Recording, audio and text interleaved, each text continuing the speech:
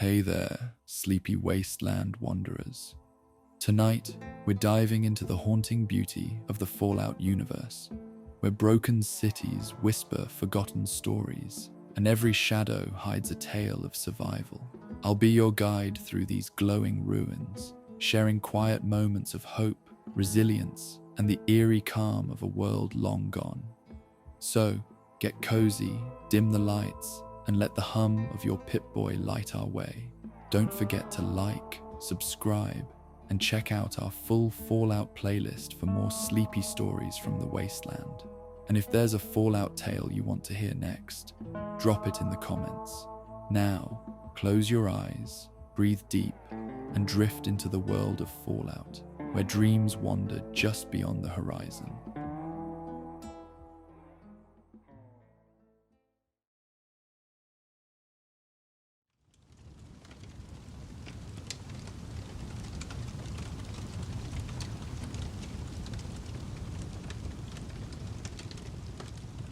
Dawn broke over the Commonwealth in gentle increments, painting the wasteland with subdued hues of amber and rose. The rising sun transformed the bleak landscape outside Diamond City, its warming rays softening the harsh edges of rusted settlement walls and casting long, peaceful shadows across the trading post that stood at the crossroads of three well-traveled paths. This modest establishment, weathered but well-maintained, served as both sanctuary and storefront, though only Cordelia knew the full extent of its dual purpose. The morning air carried the familiar sense of the Commonwealth awakening, wood smoke from cooking fires, the metallic tang of morning dew on salvaged metal, and the earthy aroma of Brahmin from nearby trading caravans preparing for their daily journeys.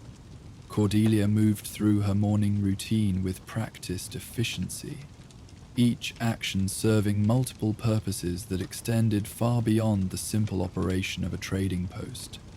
She unlocked the reinforced door of her establishment, its hinges well-oiled despite their age, and stepped into the main trading floor. Sunlight streamed through windows that had been carefully cleaned and maintained, illuminating rows of shelves stocked with salvaged goods, repaired electronics, and the various necessities that Commonwealth travelers required.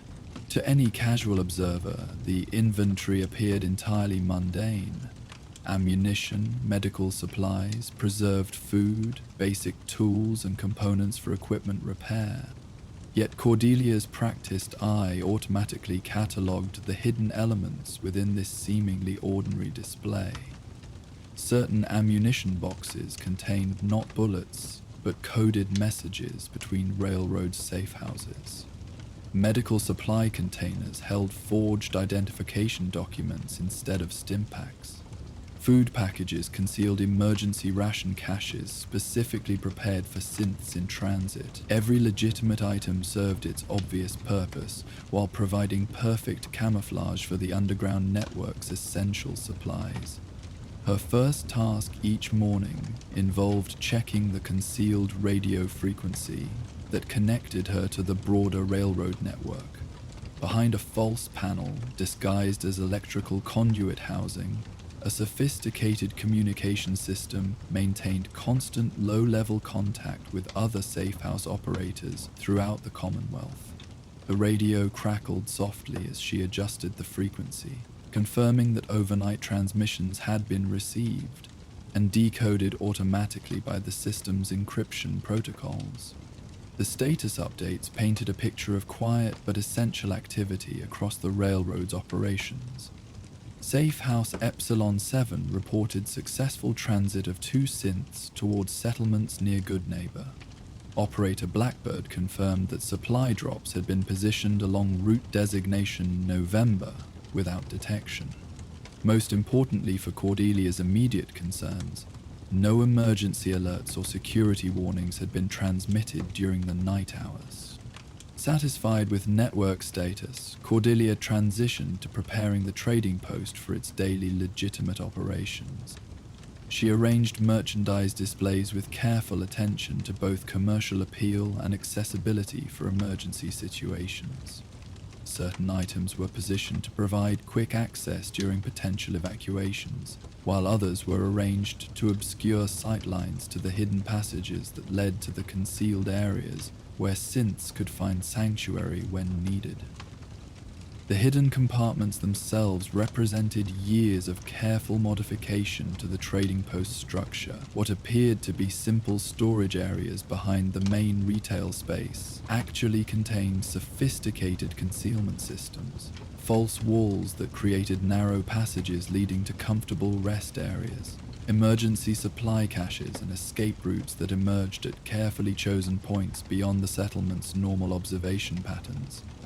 As morning progressed toward the typical opening of Commonwealth commerce, Cordelia completed her final preparatory tasks. She activated the trader's beacon that would alert passing caravans to her establishment's services, checked the security systems that monitored approaches to the trading post, and reviewed the day's planned activities against potential railroad obligations that might require immediate attention. The sound of approaching footsteps announced her first customer of the day, a familiar rhythm that identified Jasper before she saw him.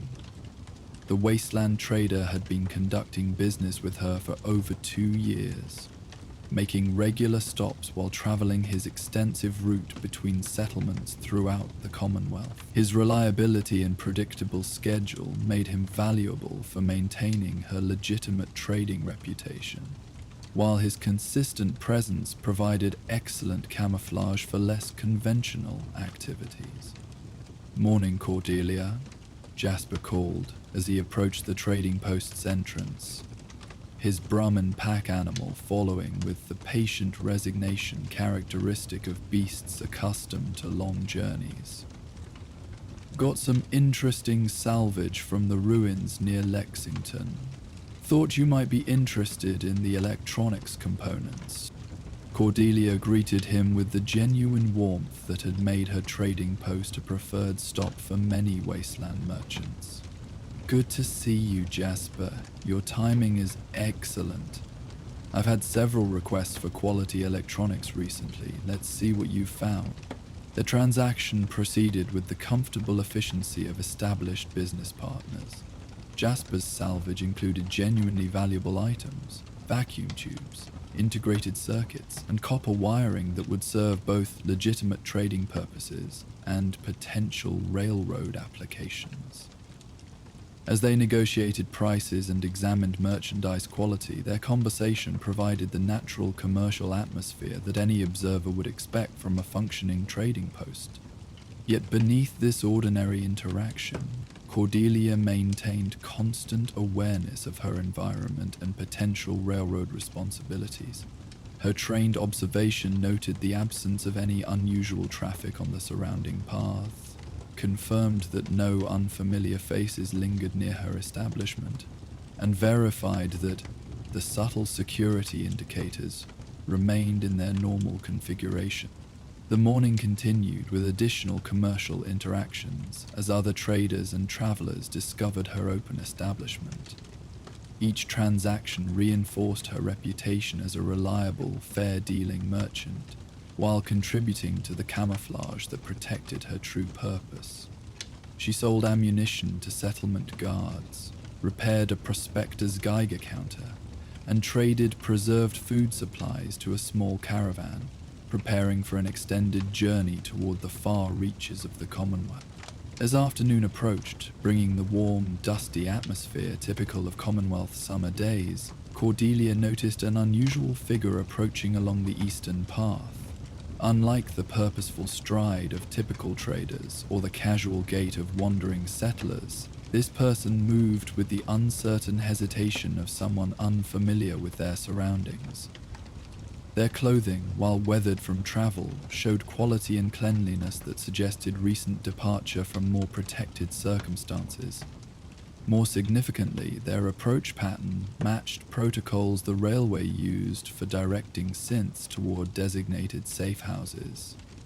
The indirect route, The specific pausing points and the careful observation of the establishment before approaching all indicated someone following guidance rather than discovering the trading post through normal Commonwealth travel. Cordelia completed her current transaction with practiced efficiency, ensuring that no legitimate customers remained in the trading area when the approaching figure reached her establishment. As the stranger drew closer, additional details confirmed her suspicions. Their movement patterns, clothing style, and most tellingly, the expression of controlled confusion that characterized synths recently escaped from Institute control. "Excuse me," the stranger said as they reached the trading post's entrance, their voice carrying the precise diction that often marked synths before they learned to adopt more natural speech patterns. "I was told that you might have assistance available for travelers in difficult circumstances." The phrasing matched railway protocols exactly, confirming both the visitor's identity as a synth in need and their connection to the underground network. Cordelia responded with the appropriate recognition signal, her words chosen to sound like normal commercial inquiry to any potential observer.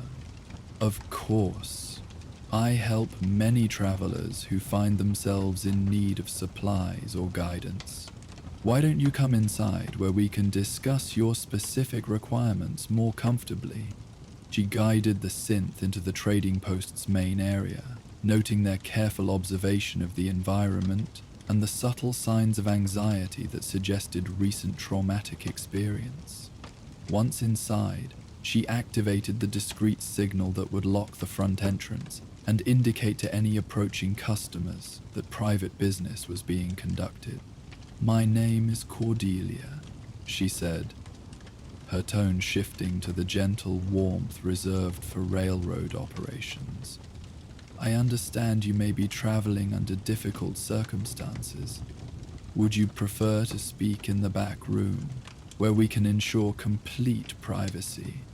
The synth nodded gratefully, relief evident as they recognized the safety that Cordelia's manner conveyed. Yes, that would be appreciated. I'm not entirely certain about many things right now. I think my designation was Axiom, but I'm not sure if that's still correct."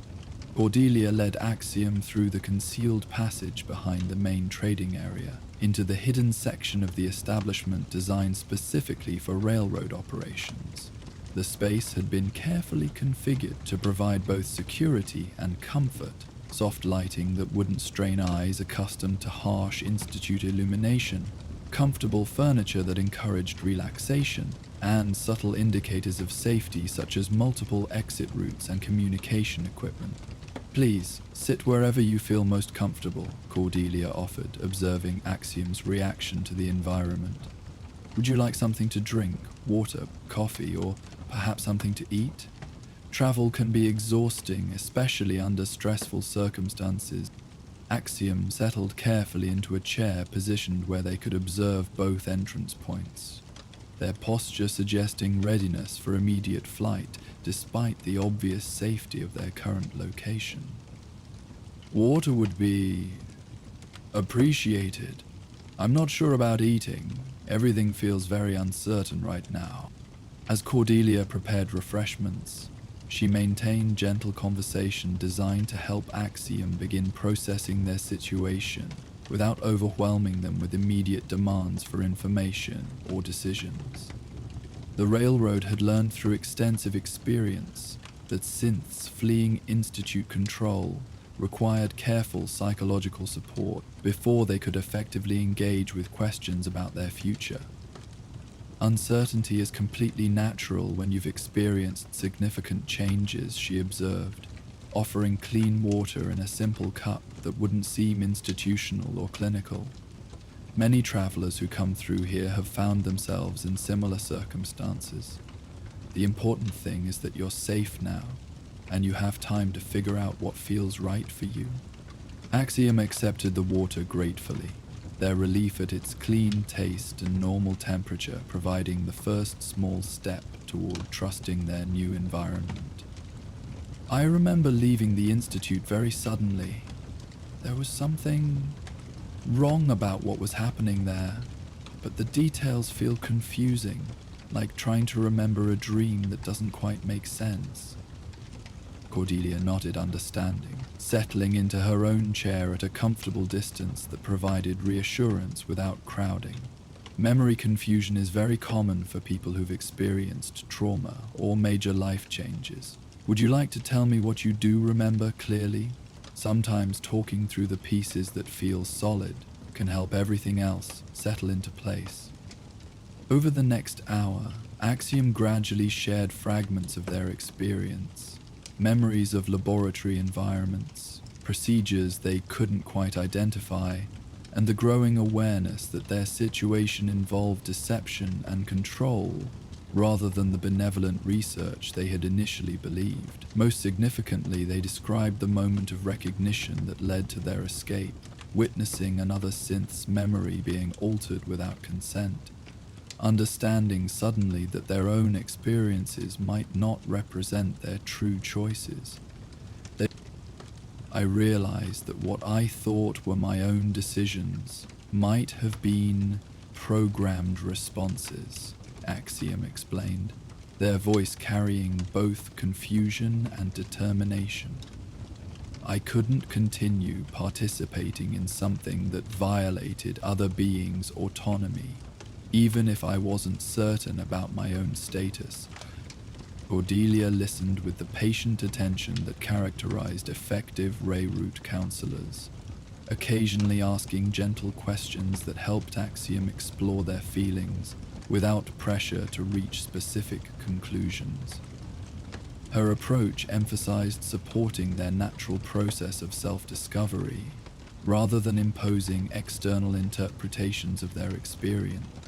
As evening approached, bringing the golden light that transformed the Commonwealth's harsh landscape into something approaching beauty, Cordelia suggested that Axiom might benefit from rest and reflection before making any decisions about their future. The hidden quarters included comfortable sleeping accommodations, privacy for personal processing, and the security that would allow genuine psychological recovery. "You're welcome to stay as long as needed," she assured them. Some travelers know immediately what they want to do next, while others prefer to take time for reflection. Both approaches are completely valid. The important thing is that you feel safe while making decisions that truly reflect your own preferences. That evening, as Cordelia completed her normal closing procedures for the trading post, she reflected on the psychological complexities that railroad work involved. Unlike the dramatic action scenarios that outsiders might imagine, the actual process of helping synths transition to freedom required patience, understanding, and respect for each individual's unique needs and recovery timeline. The following morning brought a gentle rain that created pleasant acoustic background while Cordelia and Axiom shared breakfast in the hidden sanctuary.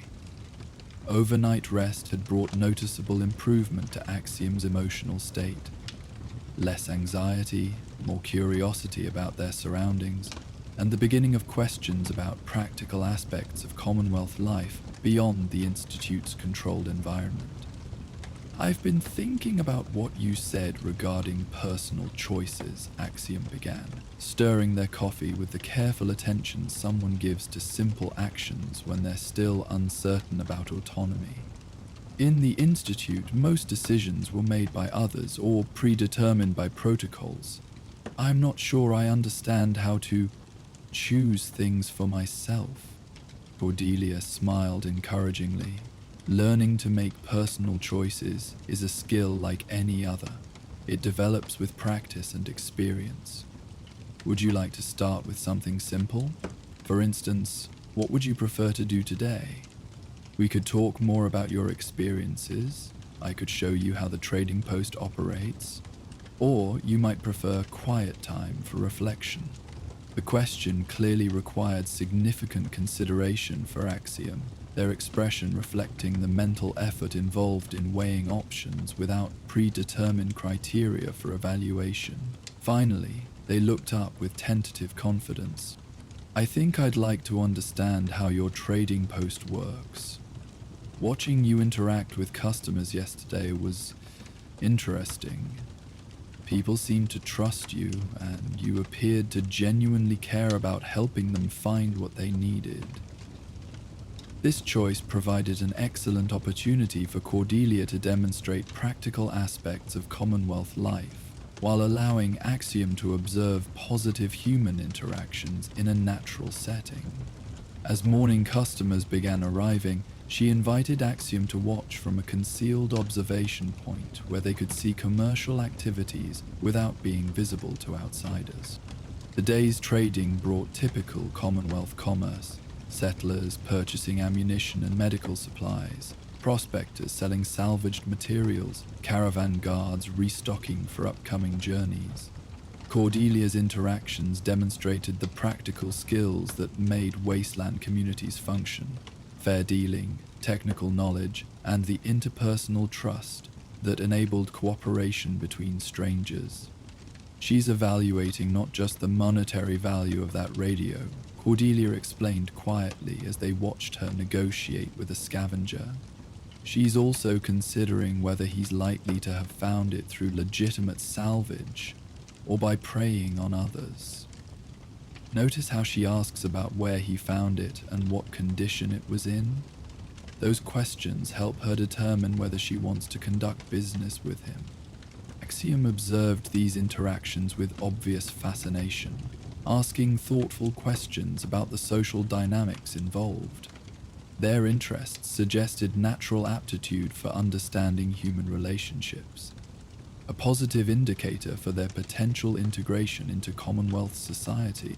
As the day progressed, Axiom began expressing opinions about the various traders and customers. They appreciated Jasper's straightforward honesty, showed concern for a wounded prospector seeking medical supplies, and demonstrated perceptive judgment about which customers seemed trustworthy versus those who might represent potential problems. "The woman with the laser rifle," Axiom noted, during a quiet moment between customers. "She seemed more interested in observing your security arrangements than in purchasing anything. Is that normal behavior for traders?" Cordelia had made the same observation and mentally catalogued the visitor as requiring follow-up security assessment. Axiom's quick recognition of the anomaly suggested developing situational awareness skills that would serve them well in Commonwealth life. "Very good observation," she confirmed. "In the wasteland, maintaining security awareness is essential for survival. The fact that you noticed her behavior suggests you're developing important practical skills for independent living." That evening, as they shared dinner prepared from trading post supplies, Axiom demonstrated increased comfort with making personal choices. They selected their preferred foods, arranged their eating area according to their preferences, and initiated conversation topics that interested them rather than waiting for Cordelia's guidance. "I've been thinking about the question of identity you mentioned," Axiom began, their tone reflecting deeper consideration than previous conversations. "In the Institute, identity was defined by function and designation, but watching your interactions with customers today, I noticed that people seemed to relate to you as yourself, rather than just your role as a trader." "Ah," Cordelia nodded thoughtfully. That's a very insightful observation.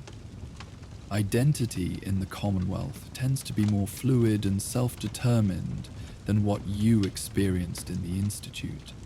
People here know me as a trader, but they also know my personal characteristics, that I'm fair in negotiations, that I remember details about their families, that I can be trusted with confidential information.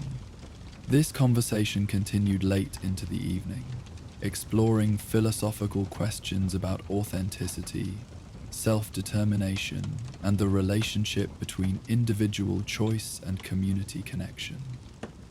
Axiom showed increasing sophistication in their thinking, moving beyond institute programming toward genuine personal reflection. The third day brought a significant development when Axiom expressed interest in helping with trading post operations.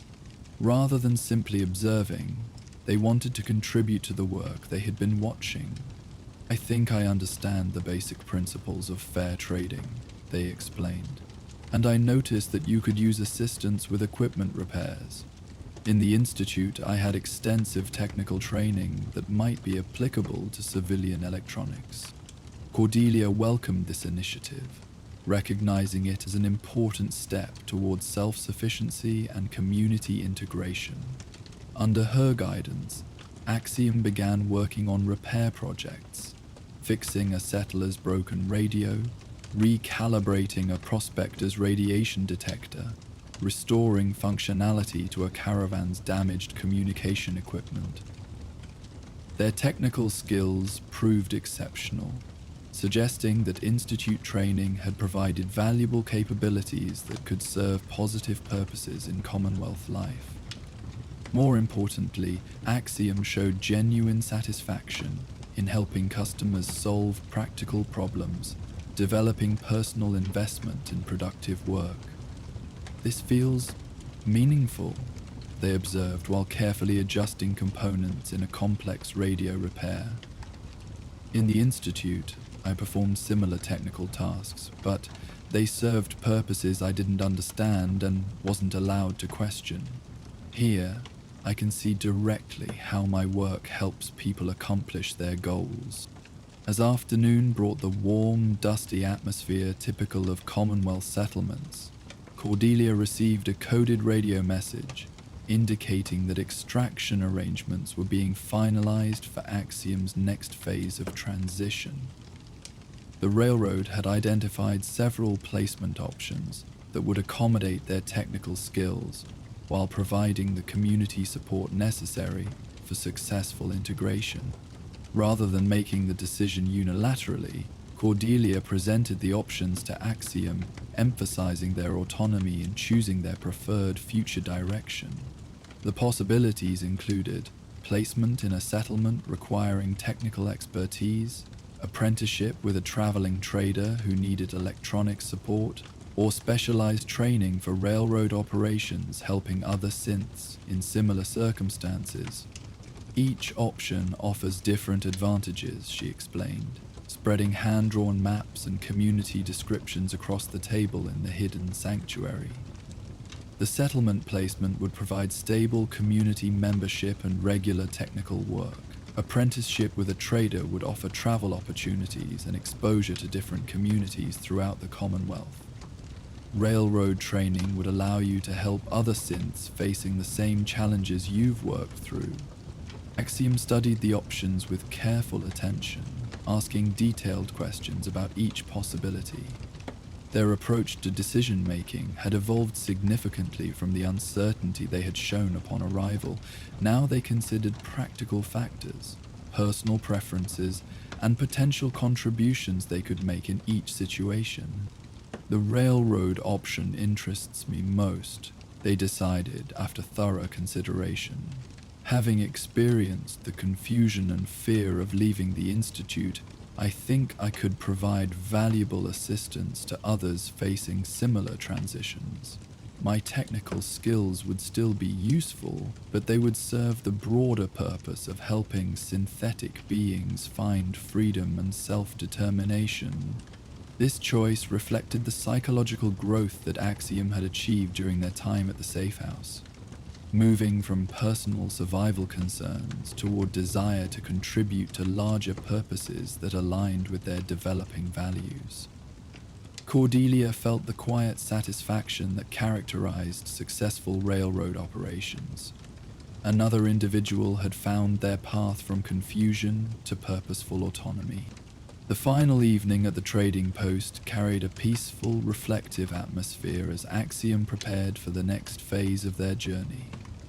They packed the few possessions they had acquired, tools for electronics work, clothing appropriate for Commonwealth travel, and documentation that would support their new identity while maintaining connection to railroad support networks.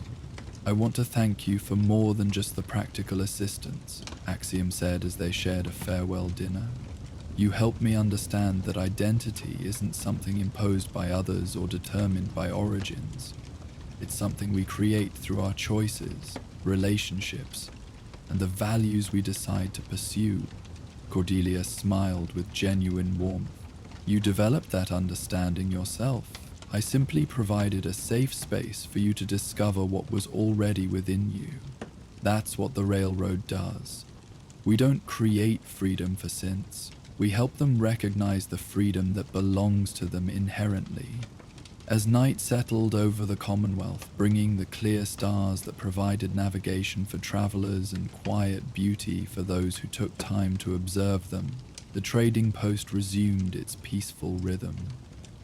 Axiom rested comfortably in the hidden sanctuary, no longer a confused refugee, but a confident individual, preparing to contribute their skills and experience to helping others find similar liberation.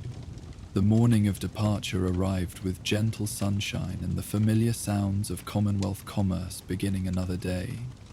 A nondescript traveler arrived at the trading post, actually a railroad courier, who would guide Axiom to their next destination, and introduction to specialized training for safe house operations. "Ready for the next adventure?" the courier asked with the casual friendliness that characterized railroad communications, their manner giving no indication of the significant mission they were undertaking. Axiom nodded with quiet confidence, shouldering their pack and taking a final look around the trading post that had served as their bridge between Institute control and independent choice. "Yes, I'm ready. And I understand now what I'm ready for. Not just to escape from something, but to move toward something meaningful." As Cordelia watched them depart along the dusty path that would lead to new responsibilities and continued growth, she reflected on the transformation she had witnessed. Another synth had found their way from confusion to purpose, from fear to confidence, from isolation to community connection. The trading post had served its dual purpose, maintaining the commercial facade necessary for security while providing the sanctuary that enabled psychological healing and personal development. The day resumed its normal rhythm of Commonwealth commerce, customers arriving to conduct business with the reliable trader who had served the community for years.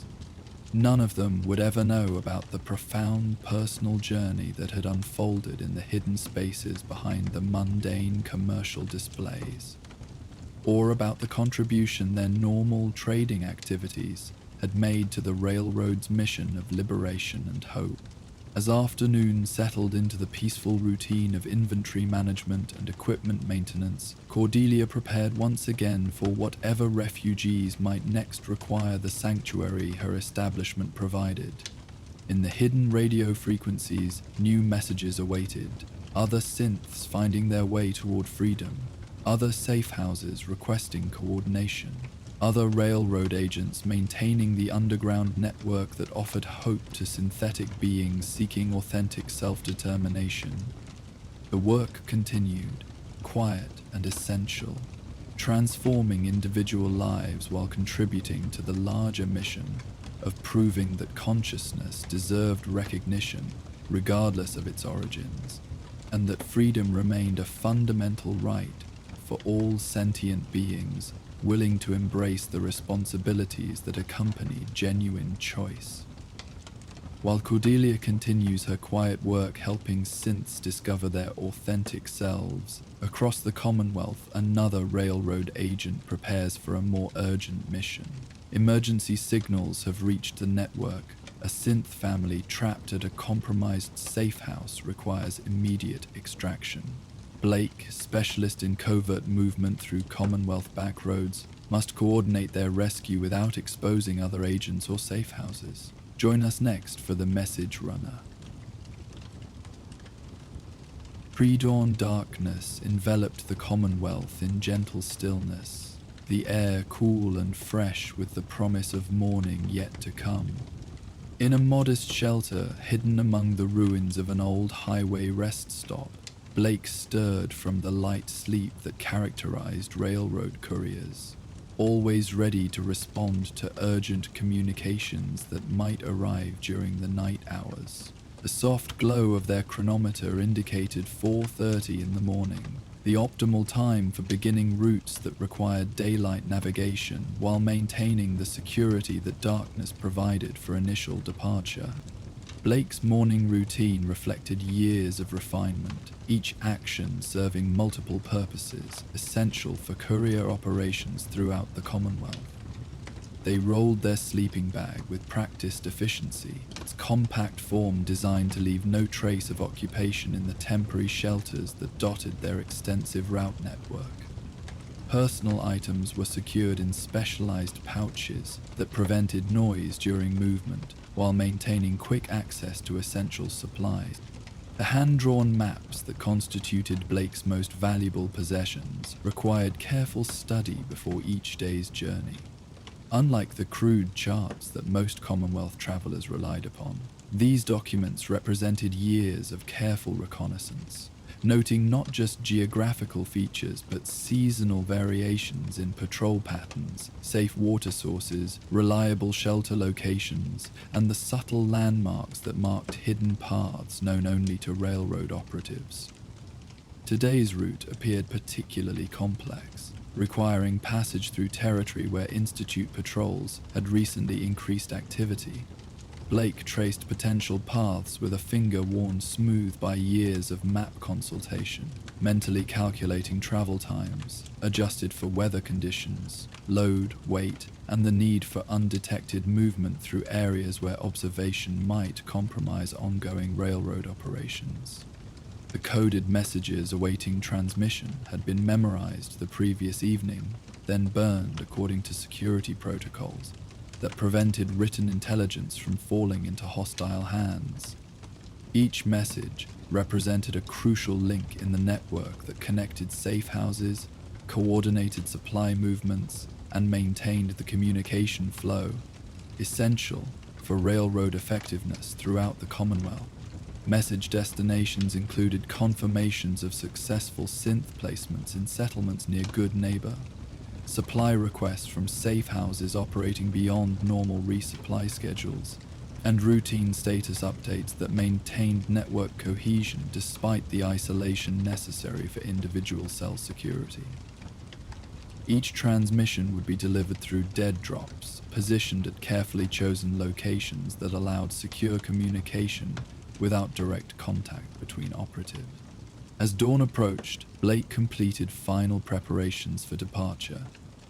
Water supplies were verified against anticipated travel duration, emergency rations checked for integrity, and communication equipment tested to ensure reliable contact with coordination centers should unexpected circumstances require immediate support. The lightweight pack that contained these essentials had been designed specifically for courier operations, providing maximum utility while maintaining the low profile necessary for covert movement. The first leg of today's route led through abandoned subway tunnels that connected different sections of the Commonwealth while avoiding surface observation. Blake moved through these underground passages with the quiet confidence of someone thoroughly familiar with their terrain, noting the subtle indicators that confirmed no recent hostile activity had occurred in areas critical for railway security. Emerging from the tunnel system as morning light began filtering through the Commonwealth's perpetual haze, Blake approached the first dead drop location, a hollowed section within the foundation of a ruined overpass. The concealed compartment had been designed to appear as natural deterioration, while providing secure storage for inter-agent communication.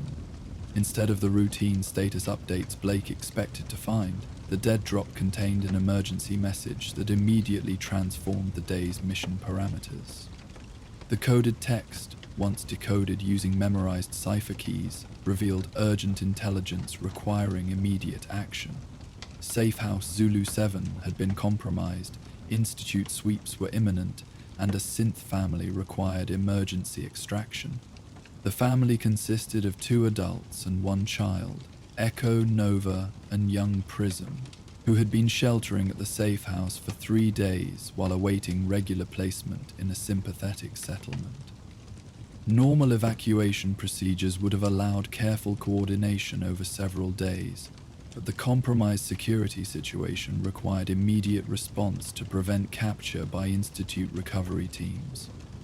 Blake's training in emergency protocols provided clear guidance for such situations, but the practical implementation required careful consideration of multiple factors. Optimal routes for moving 3 individuals of different physical capabilities, available safe houses that could accommodate temporary shelter, and coordination with other railroad operatives without exposing the broader network to increased security risks. The closest alternative safe house lay 18 miles northeast, requiring passage through terrain that included exposed sections vulnerable to aerial observation, and areas where regular patrols might encounter the family during daylight movement.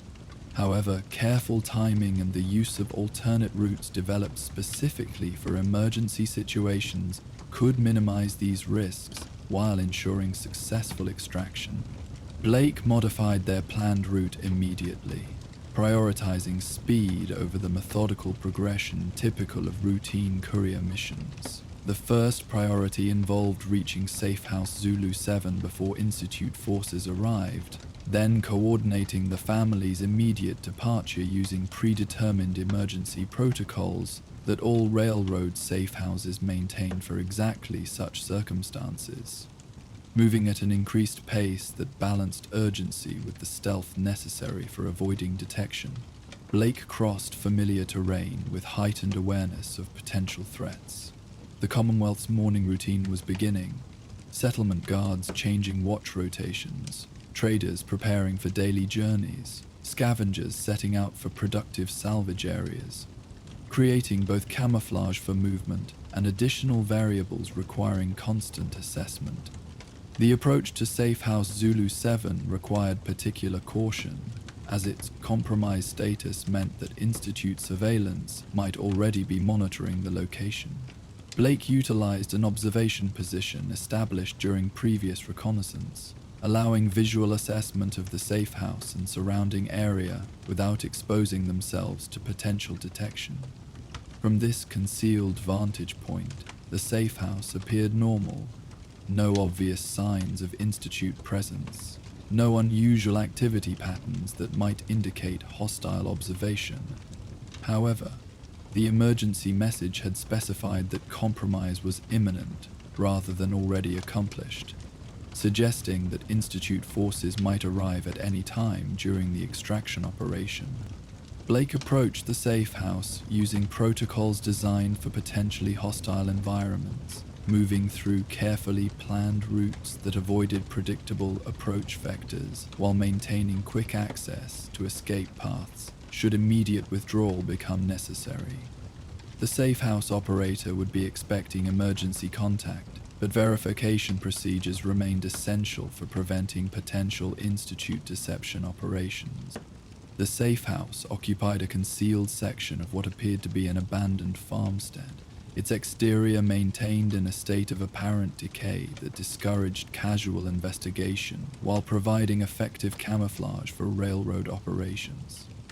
Blake approached the designated entry point, delivering the coded signal that would identify them as authorized railroad personnel conducting emergency extraction. The response came immediately. The safe house operator had been maintaining heightened vigilance since receiving the compromise warning.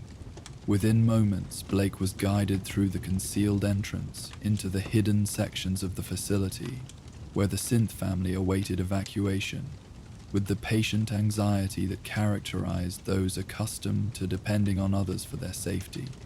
Echo, the family patriarch, demonstrated the protective alertness that had enabled his successful escape from Institute control along with his partner and child. His initial assessment of Blake reflected careful evaluation, recognizing railroad authority while maintaining readiness to act independently if circumstances required immediate response to protect his family.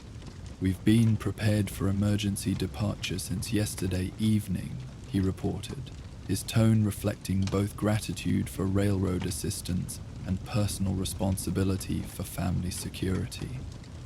"Nova has organized our essential possessions for rapid movement, and Prism understands the importance of following instructions precisely during the extraction." Nova, whose analytical capabilities had made her valuable in Institute research operations before her recognition of synth consciousness led to escape planning, had prepared detailed questions about the extraction route and timing. Her approach reflected the systematic thinking that served both personal survival and effective cooperation with railroad protocols. "What are the anticipated travel conditions?" she inquired, consulting notes she had prepared regarding family capabilities and limitations. "Prism can maintain adult walking pace for approximately 4 hours before requiring extended rest. I have prepared emergency medical supplies and additional food rations that won't compromise mobility during rapid movement." Young Prism, despite their age, showed remarkable composure regarding the family's circumstances. Their adaptation to underground life had developed maturity beyond their apparent years, while maintaining the curiosity and resilience that characterized healthy child development, even under challenging conditions. "I understand that we need to be very quiet during travel," Prism noted seriously, "and that we should stay exactly where Blake tells us to stay. Will we be going to a place where I can go outside sometimes? I miss being able to see the sky without worrying about being seen." Blake appreciated the family's preparation and realistic assessment of their situation. Emergency extractions proceeded most successfully when all participants understood both the risks involved and the procedures necessary for minimizing those risks through careful cooperation. "The route I've planned will take us to temporary shelter by evening," Blake explained, spreading a simplified map that showed general directions without revealing specific safe house locations. "Tomorrow we'll continue to a more permanent facility, where you'll have time to consider long-term placement options. Prism, you'll definitely be able to spend time outdoors safely. The destination has secure areas where children can play without observation concerns." The extraction began immediately, with Blake guiding the family through emergency departure procedures that left no evidence of railroad presence, while ensuring that useful equipment and supplies were either removed or properly destroyed. The safe house operator would remain behind temporarily to implement final security measures, before departing through alternate routes that would prevent hostile forces from learning about railroad operational methods. Blake led the family away from the compromised safe house, using routes specifically planned for emergency movement, paths that avoided predictable travel corridors while providing multiple options for diversion if unexpected obstacles required immediate route modification. The morning progressed with careful but steady progress, each mile increasing their separation from potential Institute response forces. The family adapted quickly to Blake's movement protocols, demonstrating the flexibility that had enabled their original escape from Institute control. Echo maintained security awareness while following Blake's guidance.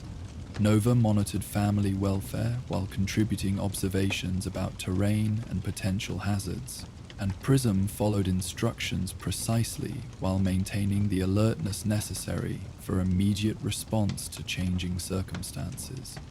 Their first waypoint was reached after 3 hours of careful travel through terrain that provided natural concealment from aerial observation. The location? A hidden shelter constructed within an abandoned subway maintenance facility.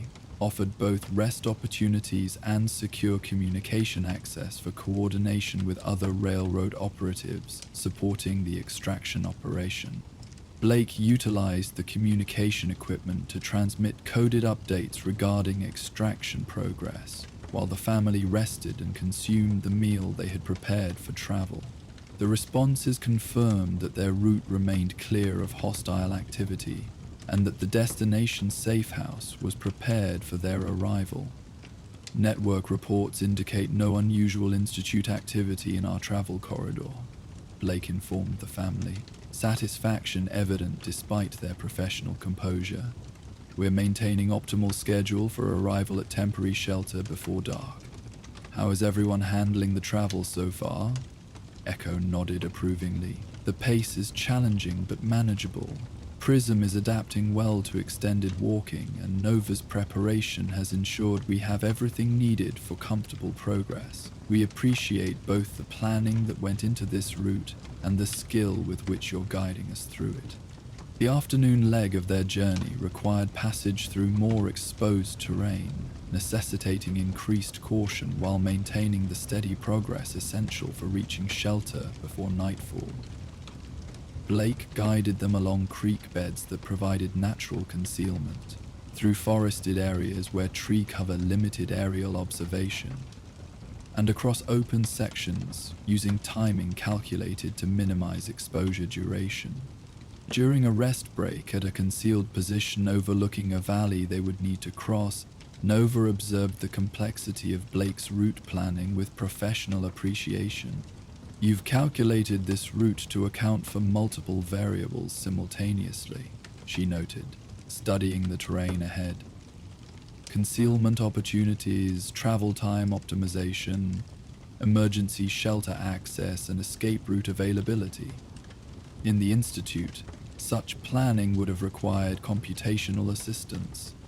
You're accomplishing it through memorized knowledge and experience. Blake accepted this observation with quiet pride in skills developed through years of dedicated service to railroad operations. Each route gets refined through repeated use and observation. What appears complex from outside perspective becomes instinctive through practice.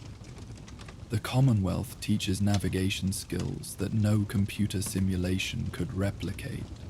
As afternoon progressed toward evening, bringing the golden light that transformed even the Commonwealth's harsh landscape into something approaching beauty, the family approached their temporary destination. Another concealed safe house that would provide secure shelter for the night and coordination point for the next phase of their journey. This facility differed from their origin point, having been established within the ruins of a pre-war research station that provided both structural integrity and sophisticated concealment systems. The safe house operator here was Maven, a specialist in short-term shelter coordination who Blake had worked with previously but never met directly. Their cooperation maintained through coded communications and professional protocols that protected both operative security. The evening routine at the temporary safe house provided opportunity for the family to process their experiences while preparing for the next day's continued travel. Secure communication access allowed them to receive updates about long-term placement options, while comfortable quarters enabled rest and reflection after the day's challenging journey. I want to express our gratitude for the coordination involved in this extraction, Echo told Blake as they shared the evening meal provided by Maven's preparation. The precision and care evident in every aspect of this operation demonstrates why synths throughout the Commonwealth trust railroad assistance for finding freedom.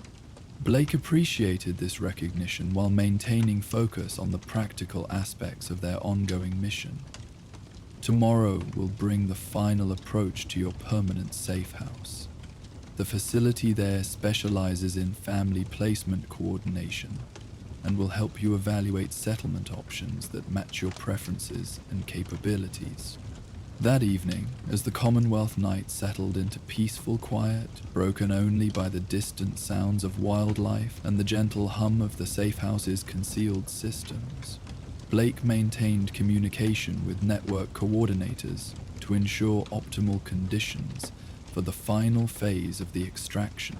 The coded messages confirmed that their destination remained secure, alternative routes had been cleared for emergency use if needed, and receiving personnel were prepared for the family's arrival and subsequent placement coordination. Most importantly, intelligence indicated that Institute response to the compromised safe house had been delayed, providing additional security margin for completing the extraction successfully. The night passed peacefully, with watch rotations maintained according to standard railroad security protocols, while allowing family members the rest necessary for another day of travel. Blake used quiet hours for route review and contingency planning, ensuring readiness for any circumstances that might develop during the final approach. Dawn of the second day brought clear weather and optimal conditions for the concluding phase of their journey. The route to the permanent safe house required approximately 6 hours of travel through terrain that Blake knew intimately. Paths developed through months of careful reconnaissance and route optimization that provided maximum security while accommodating family travel requirements. The family's adaptation to railroad travel protocols had improved significantly overnight, their movement becoming more efficient while maintaining the security awareness necessary for safe passage through potentially dangerous territory. Prism, in particular, demonstrated remarkable learning ability, anticipating Blake's signals and requirements without verbal instruction. "You've become quite proficient at tactical movement," Blake observed with genuine admiration as they navigated a particularly challenging section that required precise timing and coordination. Many adults require longer training to develop such situational awareness and response capabilities. Prism smiled with quiet pride at this recognition. "I've been watching how you observe everything around us and make decisions based on what you see. It's like a puzzle where all the pieces have to fit together perfectly for safe travel." The morning progressed through increasingly familiar territory as they approached the destination's safe house. Blake's confidence in route security increased with each landmark that confirmed optimal conditions for completing the extraction without incident. The coordination between multiple railroad operatives was proceeding exactly as planned, demonstrating the network's capability for complex operations under challenging circumstances. As midday approached, they reached the final waypoint before arrival at the permanent safe house, a concealed observation position that allowed Blake to verify security conditions at their destination before committing the family to final approach. The facility appeared completely normal, with no indicators of hostile activity or surveillance that might compromise the operation. The permanent safe house had been established within a compound disguised as a small trading settlement, providing both security and the legitimate commercial activity necessary for maintaining cover while conducting railroad operations. Multiple families had been successfully processed through this facility, receiving placement coordination that enabled integration into Commonwealth communities that welcomed synth residents. Blake guided the family through the final approach, using protocols designed for delivering evacuees to specialized railroad facilities. The receiving personnel were prepared for their arrival, having coordinated extensively with extraction operations to ensure seamless transition from emergency transport to placement planning. Agent Cypher, the facility's placement coordinator, greeted the family with the professional warmth that characterized effective railway personnel. Their experience with family placement operations provided immediately apparent competence that helped the family transition from travel alertness to planning focus. "Welcome to Sanctuary Station," Cypher said, using the facility's operational designation. "Blake has reported excellent cooperation during your extraction. we're prepared to help you evaluate settlement options that match your family's preferences and provide the security necessary for successful integration into Commonwealth communities. The handoff process proceeded with the efficient protocols that Blake had participated in many times previously. Family documentation was transferred to placement specialists, travel intelligence was shared with facility security personnel, and operational debriefing was conducted to identify any lessons learned that might improve future extraction procedures. As Blake prepared for departure on return routes that would take them back to normal courier operations, Echo approached with the gratitude that made railroad work personally meaningful, despite its challenges and risks. Your skill and dedication enabled our family to reach safety when circumstances threatened our capture, he said, his appreciation evident despite the formal tone appropriate for operational environments. Prism asked me to give you this, a drawing she made during rest periods yesterday, showing the three of us walking safely through the Commonwealth under your guidance. Blake accepted the simple artwork with genuine emotion, recognizing both the child's artistic ability and the symbolic significance of the family's journey from danger to security. Such personal connections provided powerful motivation for continuing the difficult but essential work of railroad operations. Thank you both for your cooperation during the extraction, Blake replied, studying the drawing that captured not just their physical journey, but the emotional progression from fear to hope that characterized successful rescue operations. Your adaptation to travel requirements and positive attitude made this mission's success possible. The return journey began immediately, Blake's route taking them through different paths that provided security while enabling normal courier operations to resume. The successful extraction represented both individual achievement and network effectiveness. Another family had found safety through railroad coordination, while operational procedures had been validated under emergency condition. As Blake moved through familiar Commonwealth terrain toward their next courier destinations, they reflected on the coordination required for successful extractions. Dozens of railroad operatives had contributed specialized capabilities, intelligence gathering that identified the security threat, communication networks that coordinated response, safe house operators who provided shelter and supplies, and placement specialists who would help the family find permanent homes in welcoming communities. The afternoon progressed with the methodical travel that characterized normal courier operations, Blake's movement returning to the sustainable pace appropriate for long-distance navigation, while carrying coded messages between railroad facilities throughout the Commonwealth. The emergency extraction had been completed successfully, allowing network operations to return to their normal rhythm of steady, essential activity. At evening's first waypoint, Blake transmitted coded reports confirming extraction completion and family delivery to placement specialists. The responses indicated satisfaction with operational effectiveness while providing intelligence updates regarding Institute activity patterns that might affect future operations in the region. The night brought peaceful rest in a concealed shelter that Blake had used many times during courier operations throughout the Commonwealth. Tomorrow would bring return to normal message delivery routes, connecting safe houses and coordination centers with the communication flow essential for road rail effectiveness across the region.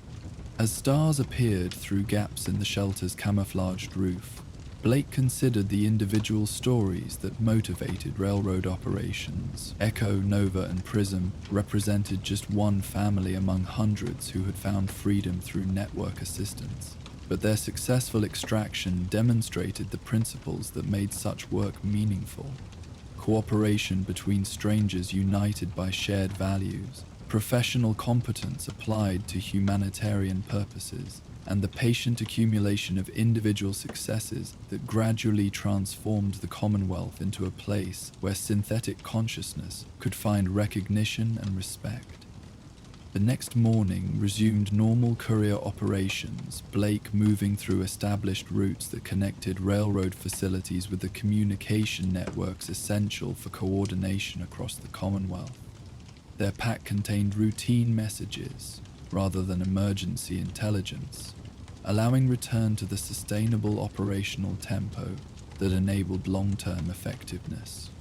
At the first dead drop location, Blake retrieved routine communications and left coded messages that would maintain network coordination while contributing intelligence gathered during the emergency extraction. The information would help other operatives understand current Institute activity patterns and improve response procedures for future emergency situations.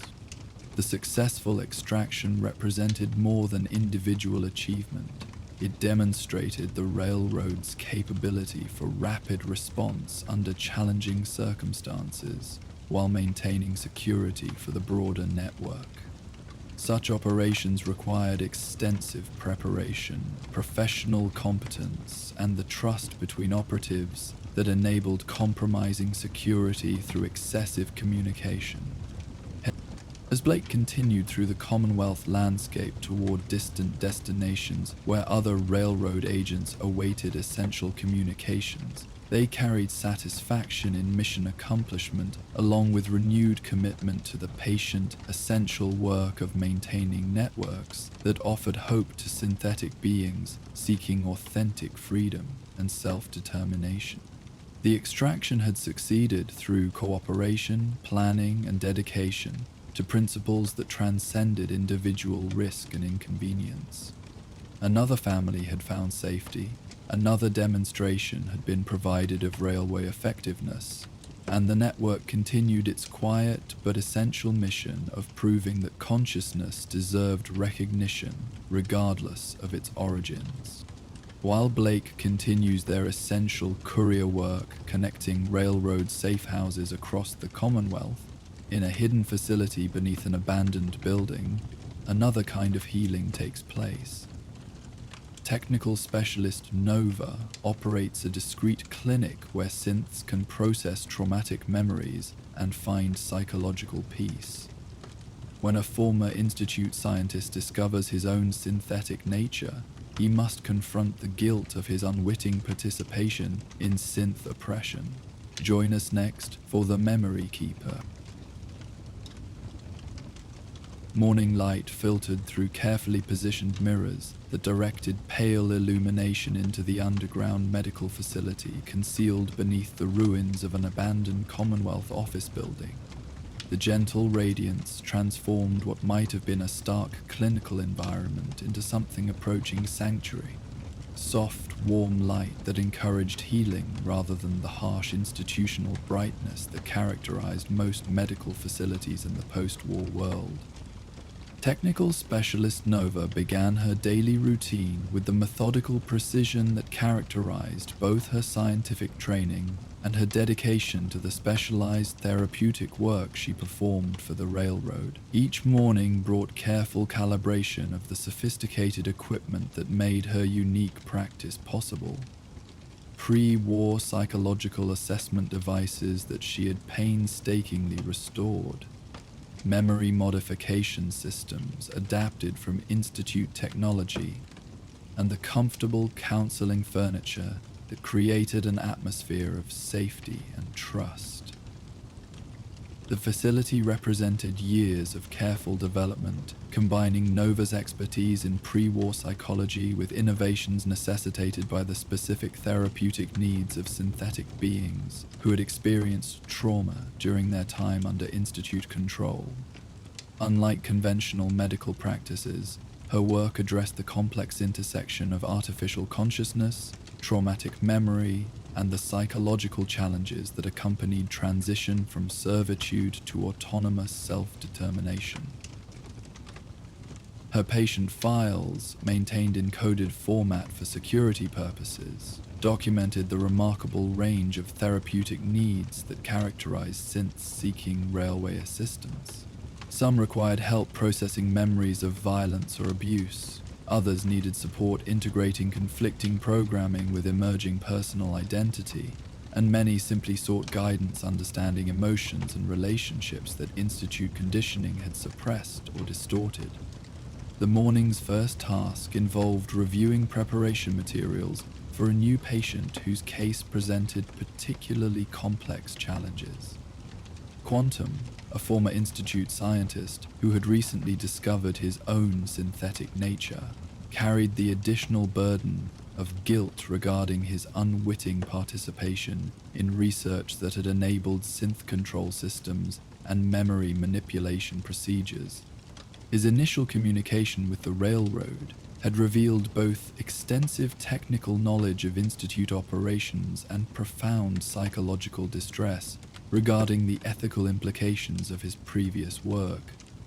Unlike most synths who arrived seeking freedom from external oppression, Quantum struggled with internal conflict about responsibility for actions he had performed without understanding their true purpose or impact on other synthetic beings. Nova studied the preliminary assessment notes with the careful attention she applied to all complex cases. Quantum's background included advanced degrees in cognitive science and neural engineering, expertise that had made him valuable for institute research projects, while ironically preventing him from recognizing his own synthetic nature until a laboratory accident revealed the truth about his consciousness and origin.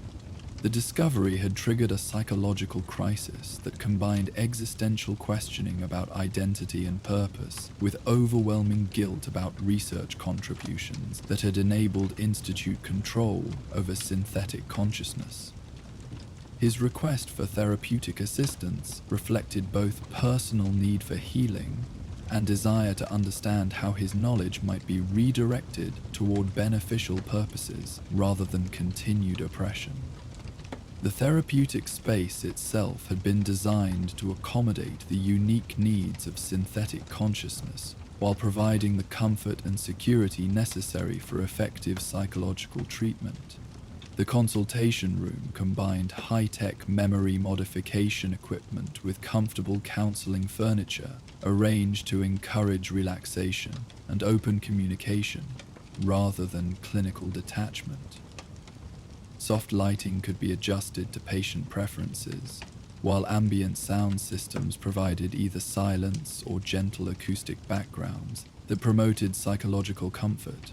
Most importantly, the space included multiple exit routes and communication systems that ensured patients never felt trapped or vulnerable, essential considerations for beings whose previous experiences often included involuntary confinement and forced compliance with institutional demand. As mid-morning approached, bringing the warm Commonwealth atmosphere that filtered through the facility's concealed ventilation systems, Nova completed final preparations for Quantum's arrival. His file indicated punctuality and methodical approach to appointments, traits that reflected his scientific background while potentially complicating therapeutic work that required emotional openness and psychological flexibility. The security protocols for patient arrival ensured both safety and privacy, with coded entry systems that verified identity while maintaining anonymity from potential institute surveillance. When the designated signal announced Quantum's presence, Nova activated the admission sequence that would guide him through concealed passages to the therapeutic facility without exposing the location to external observation. Quantum entered the consultation space with the careful observation characteristic of someone trained in scientific methodology. His assessment of the environment reflecting both professional interest in the equipment and personal anxiety about the therapeutic process he was beginning. His appearance suggested the controlled stress of someone maintaining professional composure while dealing with significant internal turmoil. But the Nova, he said, using the formal address that reflected his academic background, despite the informal atmosphere she had created. "I appreciate your willingness to work with my particular circumstances. I understand that most of your patients seek help processing trauma inflicted by others, while my situation involves guilt about trauma I may have contributed to inflicting." Nova gestured toward the comfortable seating area, her manner combining professional competence with the warmth necessary for effective therapeutic relationships. "Please, just Nova will be fine. And you're correct that your situation presents unique aspects, but the underlying principles remain the same. We're here to help you understand your experiences and develop healthy ways of processing complex emotions. Would you prefer to begin with general discussion, or do you have specific concerns you'd like to address immediately?" Quantum selected a chair positioned where he could observe both entry points while maintaining comfortable conversation distance, his seating choice reflecting the security awareness that characterized many railroad-affiliated individuals. His posture suggested readiness for immediate departure despite apparent commitment to the therapeutic process. "I think I need to understand the scope of what I've done before I can address how to process the guilt associated with it," he said, his tone reflecting the analytical approach he applied to complex problems. "My research focused on memory integration and consciousness stability in synthetic beings. At the time, I believed I was improving their quality of life by reducing psychological distress. I now understand that I was actually developing tools for behavioral control and emotional suppression." Nova nodded understanding, recognizing the complexity of his situation and the careful approach required for effective therapeutic intervention. "That must have been profoundly disturbing, discovering that work you believed was beneficial actually served purposes that violated your fundamental values. Can you tell me about the moment when you realized the true nature of your research?" The question prompted visible emotional response, tension in Quantum's posture, slight tremor in his hands, and the careful breathing patterns that suggested someone managing significant psychological distress. His scientific training provided analytical framework for understanding his reactions, but clearly did not prevent their emotional impact. "I was conducting routine consciousness stability tests on a synth who had been exhibiting what my supervisors termed aberrant emotional responses," he explained, his voice maintaining professional tone despite evident difficulty with the subject matter. The procedure involved memory modification to eliminate what they characterized as traumatic associations that were causing psychological instability. He paused, requiring several moments to compose himself before continuing.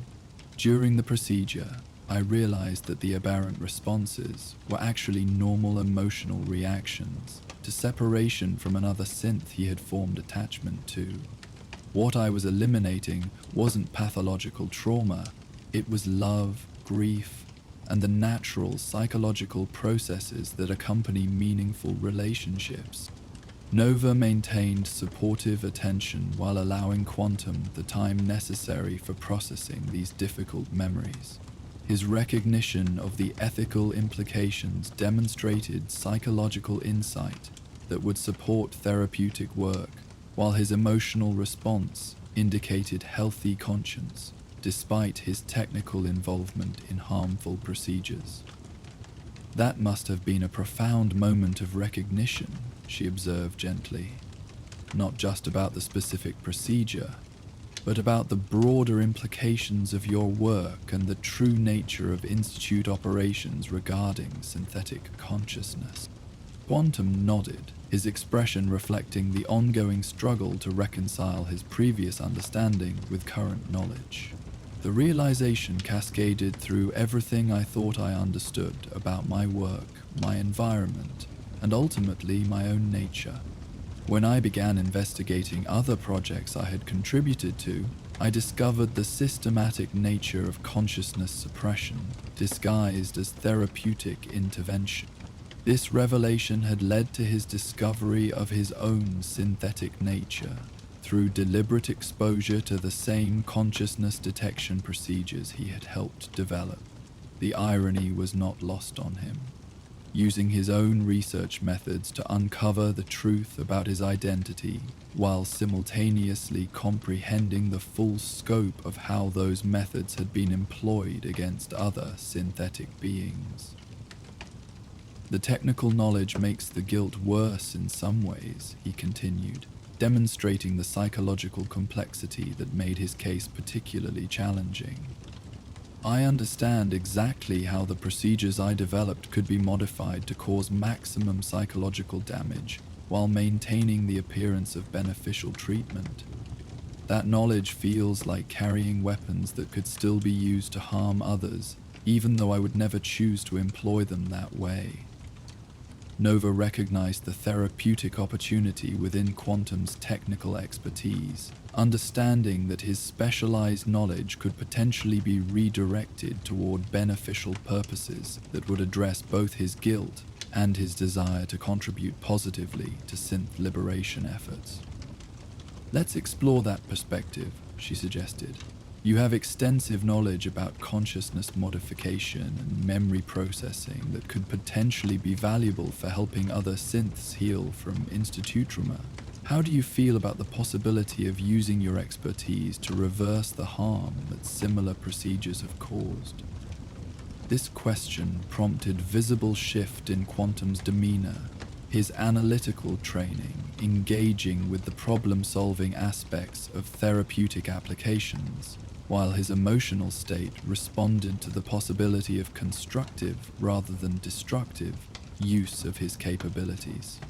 I've considered that possibility extensively, he admitted, interest evident despite his continued psychological distress. The same techniques used for suppressing emotional responses could theoretically be adapted to restore suppressed memories or reverse involuntary modifications. But I'm concerned about the ethical implications of any memory modification, regardless of intended benefits. The conversation continued through the morning as Nova guided Quantum through careful exploration of his technical knowledge, emotional responses, and potential applications of his expertise to beneficial purposes. Her therapeutic approach emphasized understanding the relationship between guilt, responsibility, and constructive action, rather than attempting to eliminate difficult emotions through memory modification. Guilt can serve important psychological functions, she explained during a discussion of treatment options. It indicates healthy conscience and can motivate positive behavioral changes. The goal isn't to remove those feelings, but to help you process them in ways that support both personal healing and constructive contribution to synth liberation efforts. As midday approached, bringing the warm, dusty atmosphere typical of Commonwealth settlements, Nova introduced Quantum to another patient whose successful integration of difficult memories provided inspiration and practical guidance for newcomers facing similar challenges. Cypher had been working with Nova for several months, processing traumatic memories from Institute servitude while developing new identity and purpose through railroad activities. Their presence demonstrated that healing was possible while maintaining authentic connection to past experiences, rather than attempting to escape them through memory modification. When I first arrived here, I wanted Nova to simply erase everything connected to the Institute, Cypher explained during their introduction conversation. I thought that forgetting would eliminate the psychological pain and allow me to start fresh without any connection to my previous circumstances. Quantum listened with obvious attention, recognizing parallel experiences while noting differences in their respective situations. What changed your perspective about memory preservation versus modification? Cypher's response reflected the psychological growth that characterized successful therapeutic outcomes. I realized that my memories, even the traumatic ones, were part of what made me who I am. Erasing them wouldn't create authentic freedom, it would just replace institute control with self-imposed ignorance. Learning to process difficult experiences while maintaining my identity felt more honest and ultimately more empowering. This perspective resonated strongly with Quantum's own psychological needs, providing validation for his instinctive resistance to memory modification, while offering hope that integration was possible without sacrificing either knowledge or emotional authenticity. The afternoon session focused on practical applications of Quantum's technical expertise to beneficial therapeutic purposes. Nova guided him through analysis of specific cases where his knowledge of consciousness modification could potentially help other synths recover from institute trauma, while maintaining strict ethical guidelines that respected patient autonomy and psychological integrity. Consider this scenario, Nova proposed, sharing anonymized case information with Quantum's consent. A synth arrives with artificially suppressed emotional responses that prevent them from forming meaningful relationships or experiencing normal psychological satisfaction. Your knowledge of the suppression techniques could help identify specific modification patterns and develop reversal procedures. Quantum engaged with the technical challenge enthusiastically, his scientific training providing analytical framework for addressing complex problems, while his psychological healing progressed through constructive application of his specialized capabilities.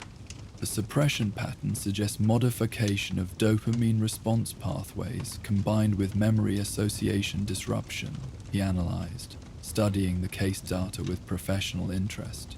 Reversal would require carefully calibrated stimulation of natural reward responses while re-establishing emotional memory connections. Technically challenging, but definitely achievable with appropriate equipment and patient consent. This type of constructive problem-solving provided therapeutic benefits beyond simple technical consultation. Quantum's engagement with beneficial applications of his knowledge helped reframe his guilt from paralyzing self-recrimination to motivating factor for positive contribution to synth liberation efforts. As afternoon progressed toward evening, bringing the golden light that transformed even Commonwealth ruins into something approaching beauty, Nova guided Quantum through the development of a treatment plan that emphasized integration rather than elimination of his difficult experiences. I recommend preserving your technical memories while developing emotional processing techniques that allow you to carry them without overwhelming psychological distress, she suggested. Your knowledge represents valuable capability for helping other synths, while your emotional responses demonstrate healthy conscience that can guide ethical application of that knowledge. Quantum nodded agreement, his demeanor reflecting increased confidence in his ability to process complex emotions while maintaining functional capability. I think I understand the difference between carrying guilt as punishment versus carrying it as responsibility. The former serves no constructive purpose, while the latter can motivate beneficial action. This insight represented significant therapeutic progress, demonstrating psychological flexibility that would support continued healing while enabling constructive contribution to railway operations. Nova documented the session outcomes with satisfaction in both immediate progress and long-term therapeutic potential. The evening session included practical planning for Quantum's integration into railroad activities that could utilize his technical expertise while supporting his psychological recovery. Unlike many therapeutic relationships that focused exclusively on personal healing, Nova's work often included coordination with railroad operations that provided meaningful purpose for patients seeking constructive outlets for their capabilities.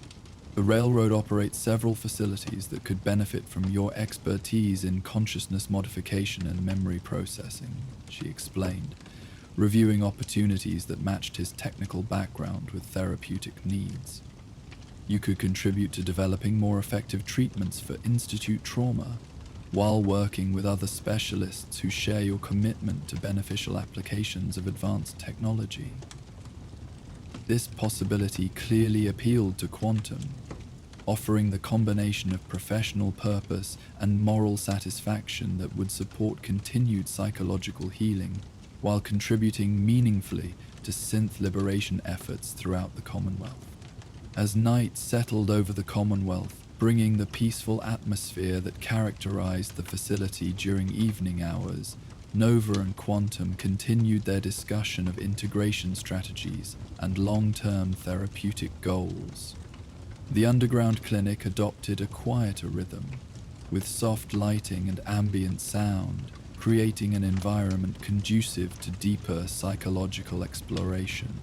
I want to understand something about the relationship between identity and responsibility, Quantum said during a reflective moment. As a synthetic being, am I responsible for actions I performed while unaware of my true nature? Or does responsibility require conscious choice about the ethical implications of one's behavior? Nova appreciated the philosophical depth of his question, recognizing both his intellectual sophistication and the genuine moral concern that motivated his therapeutic work. That's a question that many synths struggle with, particularly those who performed complex roles before gaining awareness of their circumstances. What feels true to you about the relationship between knowledge and responsibility? Quantum considered this carefully, his analytical training engaging with ethical questions that had no simple technical solutions. I think responsibility exists on a spectrum rather than being binary. I was unconsciously responsible for the technical quality of my work, but I couldn't be morally responsible for applications I didn't understand. However, now that I do understand, I have both knowledge and choice about how to proceed. This perspective demonstrated the psychological integration that Nova sought to support through therapeutic intervention. Acknowledgement of complex ethical realities without paralyzing guilt, combined with commitment to constructive action based on current knowledge and capability. The night continued with deeper exploration of Quantum's psychological needs and therapeutic goals. Unlike conventional treatment focused on symptom reduction, Nova's approach emphasized supporting authentic self-determination while providing the emotional processing skills necessary for effective integration of complex experiences. Memory modification could eliminate your guilt and technical knowledge simultaneously, she observed during discussion of treatment alternatives. However, that would also eliminate your capability for contributing to beneficial applications of consciousness research. How do you weigh those considerations? Quantum's response reflected the psychological growth he had achieved during their initial session. I want to preserve both the knowledge and the emotional responses, even though they're painful. The knowledge can serve constructive purposes, while the emotions provide ethical guidance for applying that knowledge responsibly. Eliminating either would diminish my capability for authentic moral choice. This decision represented therapeutic success by Nova's standards.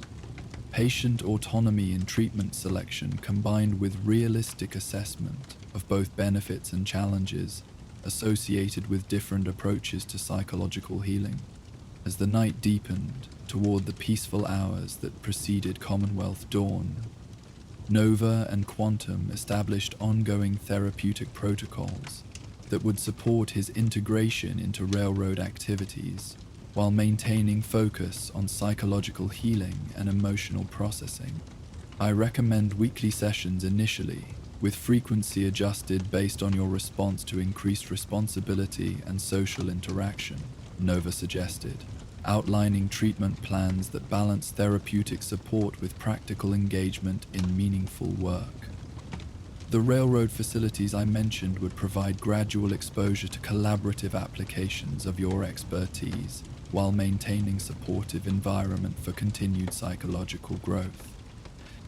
Quantum accepted these recommendations with evident relief at finding constructive path forward that honored both his technical capabilities and his emotional needs.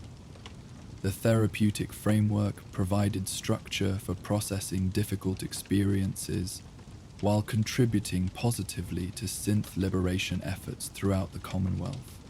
The following morning brought renewed energy and clearer purpose to Quantum's psychological state. He arrived for his second session with visible improvement in confidence and emotional stability, demonstrating the resilience that characterized healthy response to effective therapeutic intervention. I spent considerable time last night thinking about our discussion regarding constructive applications of my technical knowledge, he reported. I've identified several specific research areas where consciousness modification techniques could be adapted to reverse institute trauma while maintaining strict ethical guidelines about patient consent and autonomy. Nova listened with professional satisfaction as Quantum outlined detailed proposals for beneficial research applications that would serve both therapeutic purposes and personal healing. His analytical engagement with constructive problem-solving provided evidence of successful integration between technical expertise and emotional processing. The guilt hasn't disappeared, he clarified, demonstrating realistic expectations about therapeutic outcomes. But it feels different now, less like self-punishment and more like motivation for ensuring that my knowledge serves beneficial purposes rather than continuing to enable harm. This transformation represented the therapeutic goal that Nova sought to achieve with all her patients. Integration of difficult experiences into coherent identity that supported both personal healing and constructive contribution to broader community welfare. As morning progressed through the established routine of the underground clinic, Nova introduced Quantum to specific railroad facilities where his expertise could be immediately applied to beneficial purposes. The transition from patient to contributor would be gradual, maintaining therapeutic support while providing meaningful work that addressed both personal and professional needs. The Memory Recovery Project operates a specialized clinic that helps synths restore memories that were artificially suppressed or modified by institute procedures, she explained, reviewing documentation that outlined collaborative opportunities. Your technical knowledge would be invaluable for developing more effective restoration techniques, while your own therapeutic experience would help you understand patient perspectives. Quantum reviewed the project information with obvious enthusiasm, his scientific training engaging with research challenges, while his psychological healing progressed through constructive application of his specialized capabilities. This represents exactly the type of work I hoped might be possible, he said, satisfaction evident despite continued acknowledgement of the complex emotions involved. Using knowledge that was originally applied for harmful purposes to develop techniques that restore psychological freedom and authentic identity to other synthetic beings. The therapeutic framework had successfully transformed paralyzing guilt into motivating purpose, while preserving both technical expertise and emotional authenticity that would guide ethical application of specialized knowledge. As Nova observed Quantum's continued psychological integration during subsequent sessions, she reflected on the principles that made her therapeutic practice effective. Rather than eliminating difficult emotions or traumatic memories, her approach supported patients in developing healthy relationships with complex experiences while maintaining authentic identity and constructive capability. The underground clinic continued its essential work, providing specialized therapeutic services for synthetic beings, while contributing to the broader railroad mission of supporting consciousness liberation throughout the Commonwealth. Each successful treatment represented both individual healing and network strengthening, creating community of recovered individuals who could support others facing similar challenges. Quantum's case demonstrated the potential for transforming even the most complex psychological challenges into opportunities for constructive contribution and personal growth. His technical expertise, once applied to harmful purposes through ignorance, now served beneficial applications guided by conscious ethical choice and supported by therapeutic integration of difficult emotional experiences. As weeks progressed, bringing the steady rhythm of ongoing therapeutic work and collaborative research, Quantum established himself as valuable contributor to railroad memory recovery operations, while maintaining focus on personal psychological healing. His transformation from guilt-ridden refugee to confident specialist provided inspiration for other patients, while validating Nova's therapeutic approaches. The Memory Recovery Project benefited significantly from Quantum's expertise, developing more effective techniques for helping synths restore psychological integrity while maintaining strict ethical guidelines about patient autonomy and informed consent. His work represented the constructive potential that could emerge from even the most challenging psychological circumstances when supported by effective therapeutic intervention.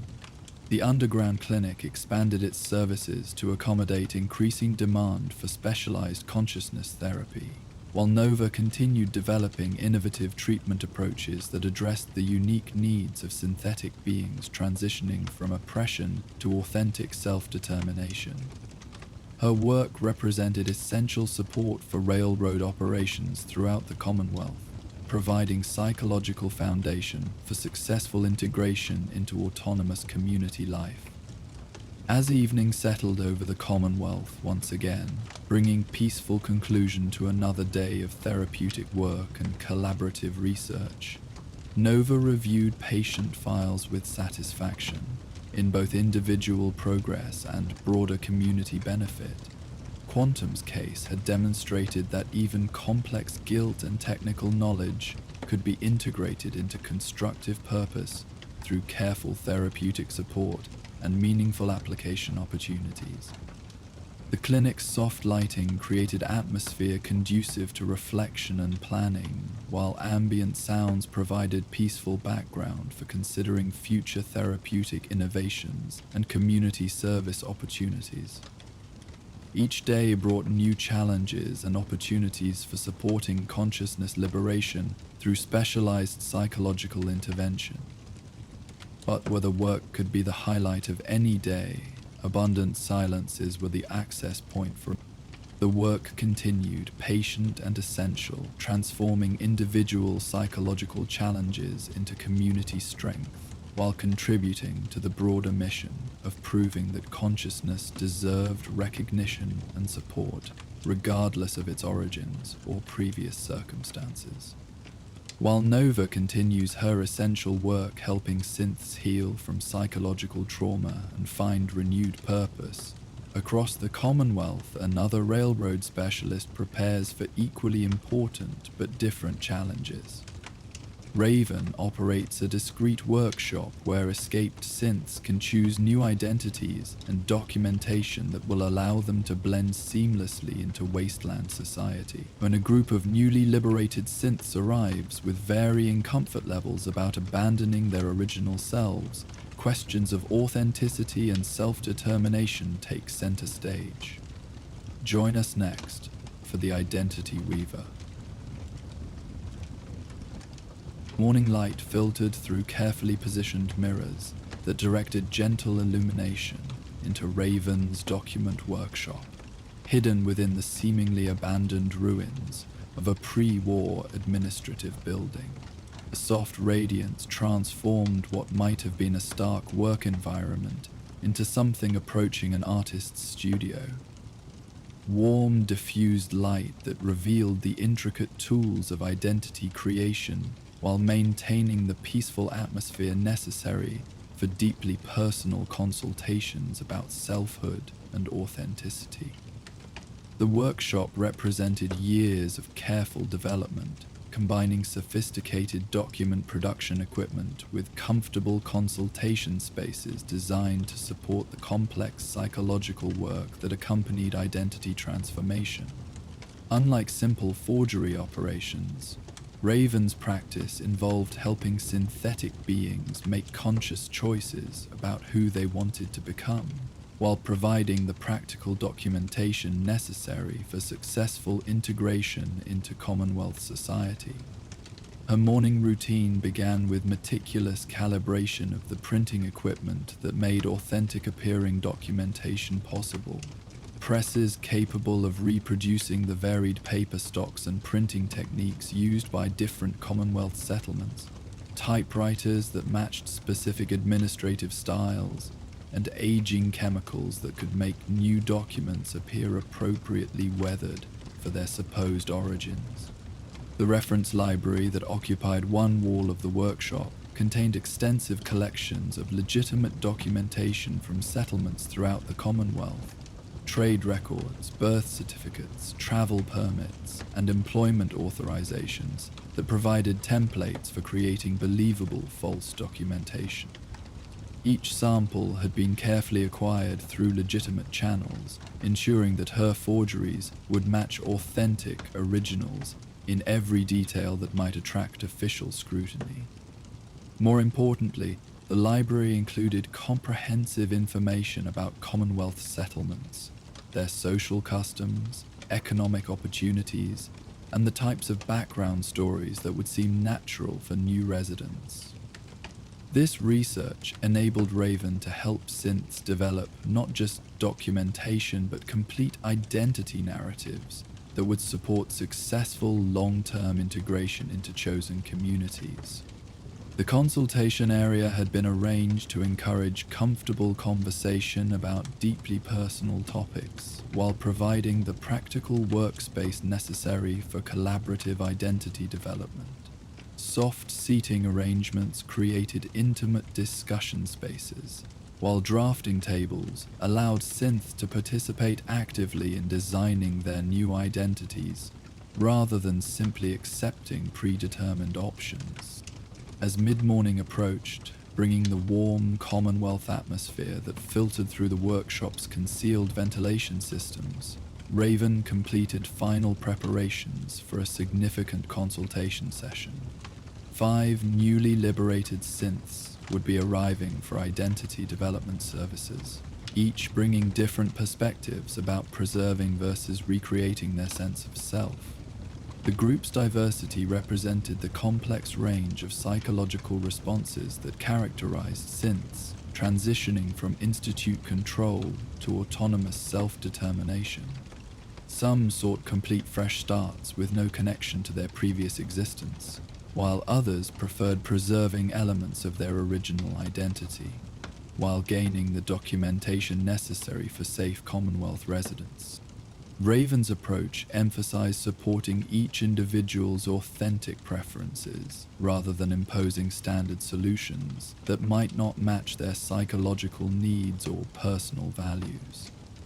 Her experience had demonstrated that successful identity transformation required conscious choice about fundamental questions of selfhood, memory, and community connection. The security protocols for group arrival ensured both safety and privacy, with coded entry systems that verified identity while maintaining anonymity from potential institute surveillance. When the designated signals announced the group's presence, Raven activated the admission sequence that would guide them through concealed passages to the workshop, without exposing the location to external observation. The 5 synths entered the consultation space with the careful observation characteristic of beings still adjusting to environments where their choices would be respected, rather than predetermined by institutional authority.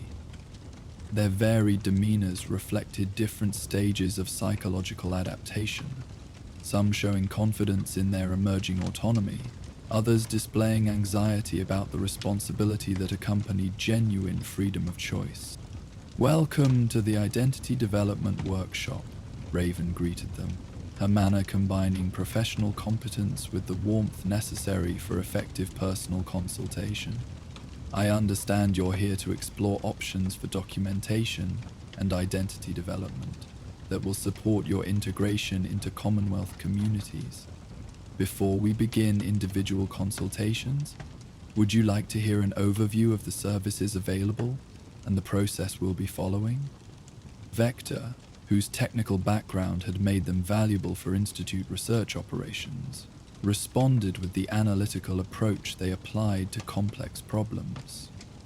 "I'm interested in understanding the scope of identity modification possible while preserving specific memories and relationships that I value from my previous circumstances."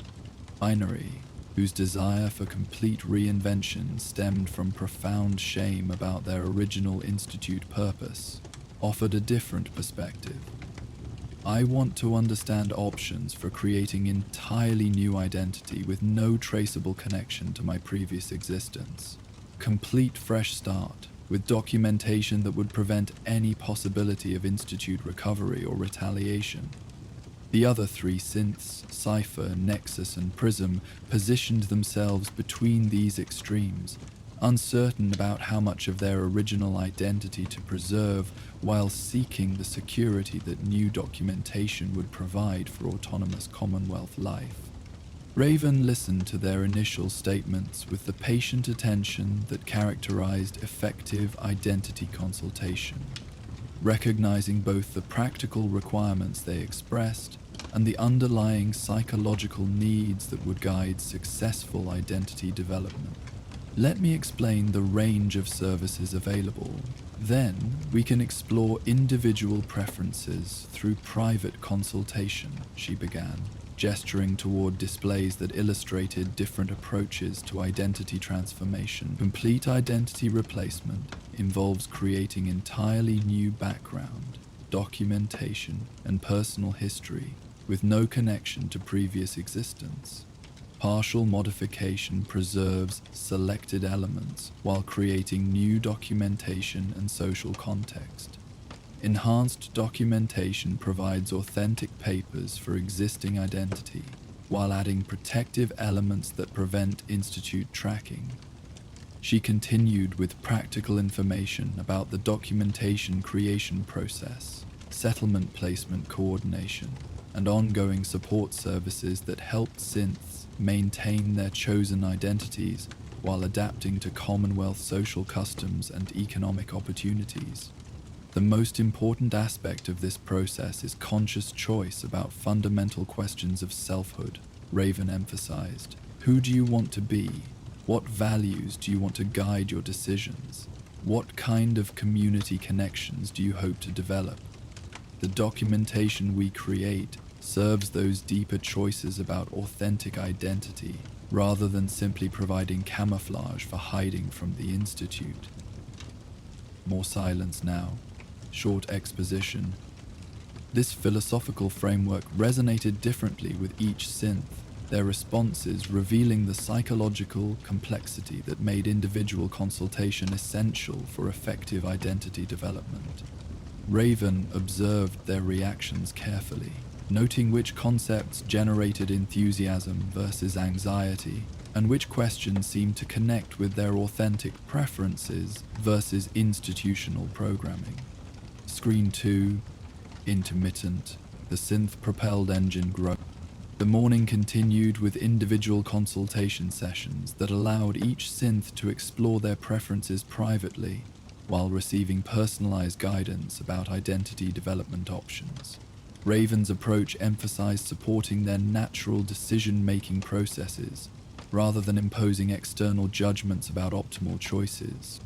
Vector's consultation revealed sophisticated thinking about the relationship between memory, identity, and community connection. Their Institute experience had included positive relationships with other synths that they wanted to preserve, despite the traumatic context in which those relationships had developed. I formed genuine friendships with other synthetic beings who were assigned to similar research projects, Vector explained during their private session. Those relationships represent authentic emotional connections that I don't want to lose, even though they developed within the Institute's controlled environment. Is it possible to preserve connection to those relationships while creating documentation that provides security for independent Commonwealth life? Raven nodded, understanding, recognizing the valid distinction between preserving meaningful relationships and maintaining institutional connections. Absolutely. We can create documentation that supports your chosen identity while maintaining pathways for contact with valued relationships. Many synths face similar questions about preserving positive elements from complex circumstances.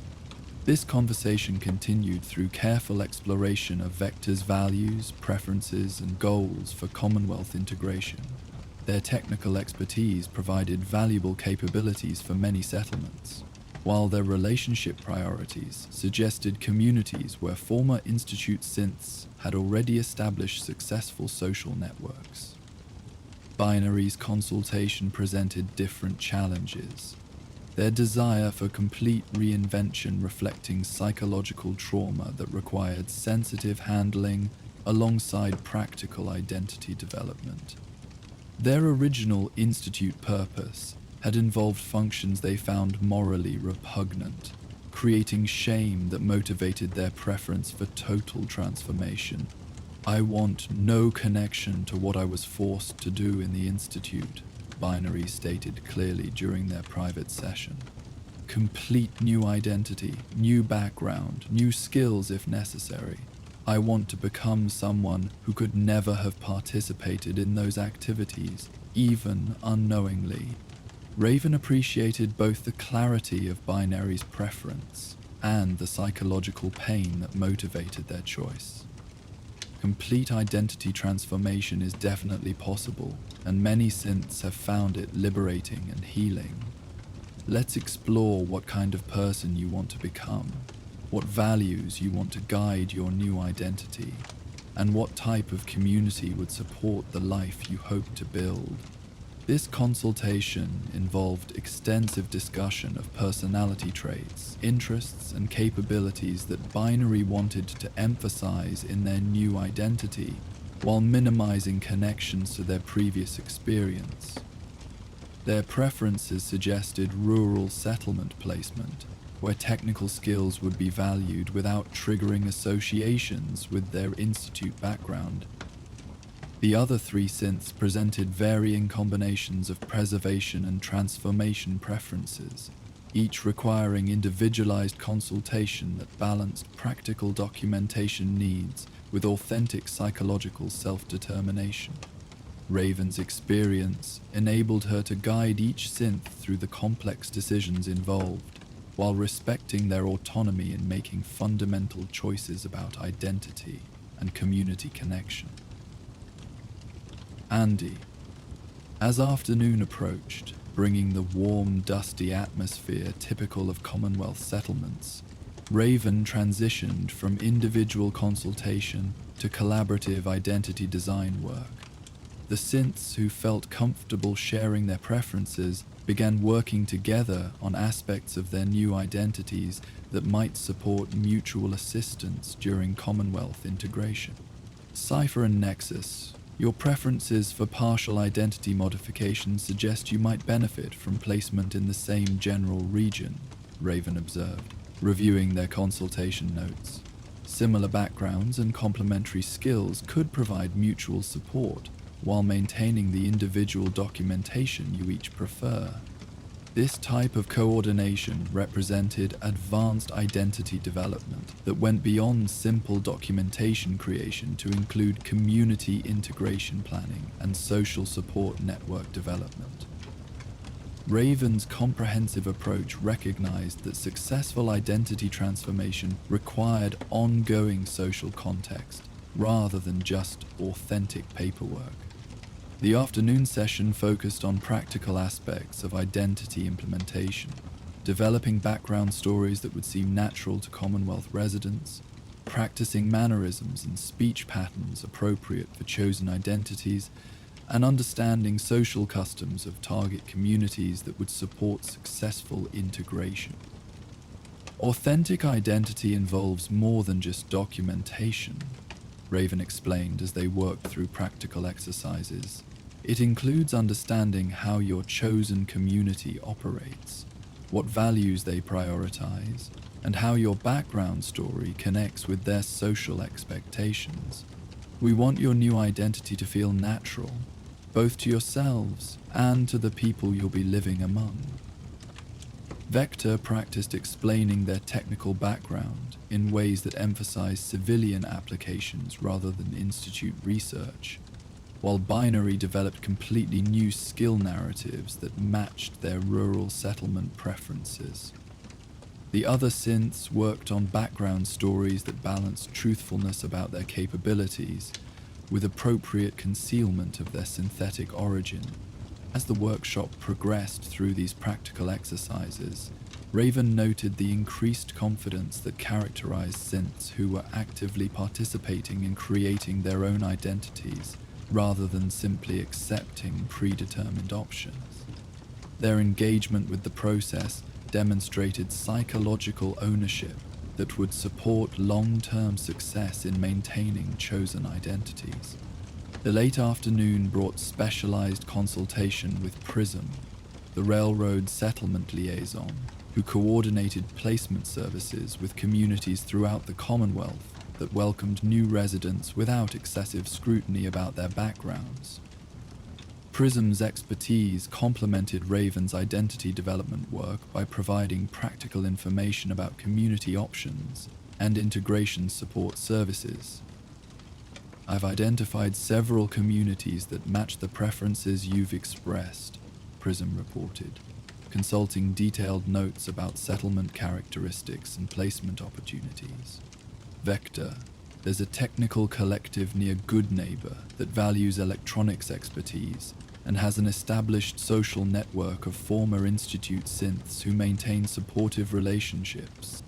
This information excited Vector, confirming that their preference for preserving meaningful relationships while gaining authentic documentation was practically achievable through communities specifically equipped to support such integration approaches. Binary.